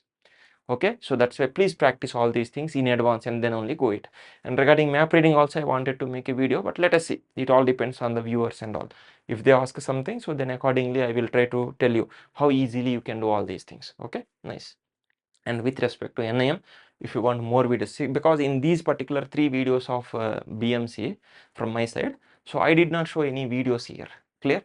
So already these videos, if you are going to this Instagram of NIM_India, you will get hundreds of videos. For every course they are making some videos and they are uploading. So what is this rock craft, ice craft, snowcraft? But anyhow, separately they may not tell you, but as a overview they will show you some videos and all nice high quality HD videos they are uploading. So you please go through that. So that's why deliberately I am not showing any videos here, because I wanted to give you some in-depth details, minute details regarding the course. So because when I applied for this particular course, after applying, after confirmation of the seat, I have gone through so many videos, but this much of clear-cut details I did not get it. Some members at least I appreciate them. So already in the first video also I told you, I thank all the YouTubers who made videos regarding these things. At least some basic idea I got because of them only. But I hope that this type of clear-cut explanation may give some more information to those who are newly applying for these particular courses at any institute, whatever it is. Okay, I hope this will be useful. But still, even after watching all these 3 videos completely, and if you are still having any doubts, so please write them in the comment section. So I will be very much happy to give you answers. But my suggestion is, before you are randomly asking some question, please go through the video. And many times I try to cover that what is the use of that particular thing at that particular location, why it is near, like that also I had tried my best to cover that at particular location. Okay, so in this way please watch all these 3 videos, though they are little bit lengthier, they will give you complete 100%, in my opinion 100% complete details you can get regarding the course. But still, if you have any doubts, yes, please you can ask. So I am very much happy. So with this particular 3 videos are completed. If anyone asks regarding that rope knots, map reading and all, maybe in future I can add another video. But with this 3 videos, this particular BMC from Nehru Institute of Mountaineering is completed. Thank you so much. And after watching these videos, if you really feel that this is a little bit useful, so please like, please share to those who are newly applying. And if some people don't know anything about this, to them also you can share it. At least they will get some idea. Let them go through this. So what actually this mountaineering is, what they will teach, what exactly happening, at least they will know it. Okay, and also please subscribe to our channel. But actually we are originally we are teaching for the NEET examination. So if anyone of your relatives or your friends or someone is belonging to this NEET, you please suggest them, let them go through our demo lectures, let them see the videos first. If they really like our content, then only let them purchase our course through the app. Okay, thank you. And any comment, if you want to write negative, positive, there is nothing like negative or positive, you just write whatever you are feeling. So that will be useful, that will be useful for our self improvement. So in this way, so in future also I am wanted to do some other courses. So if some at least one member, if at least one member feels that these are really useful, so that will be like a motivation for me, so that I can make some videos regarding some other adventure courses that I wanted to in future. Okay, thank you so much, dear friends. Thank you.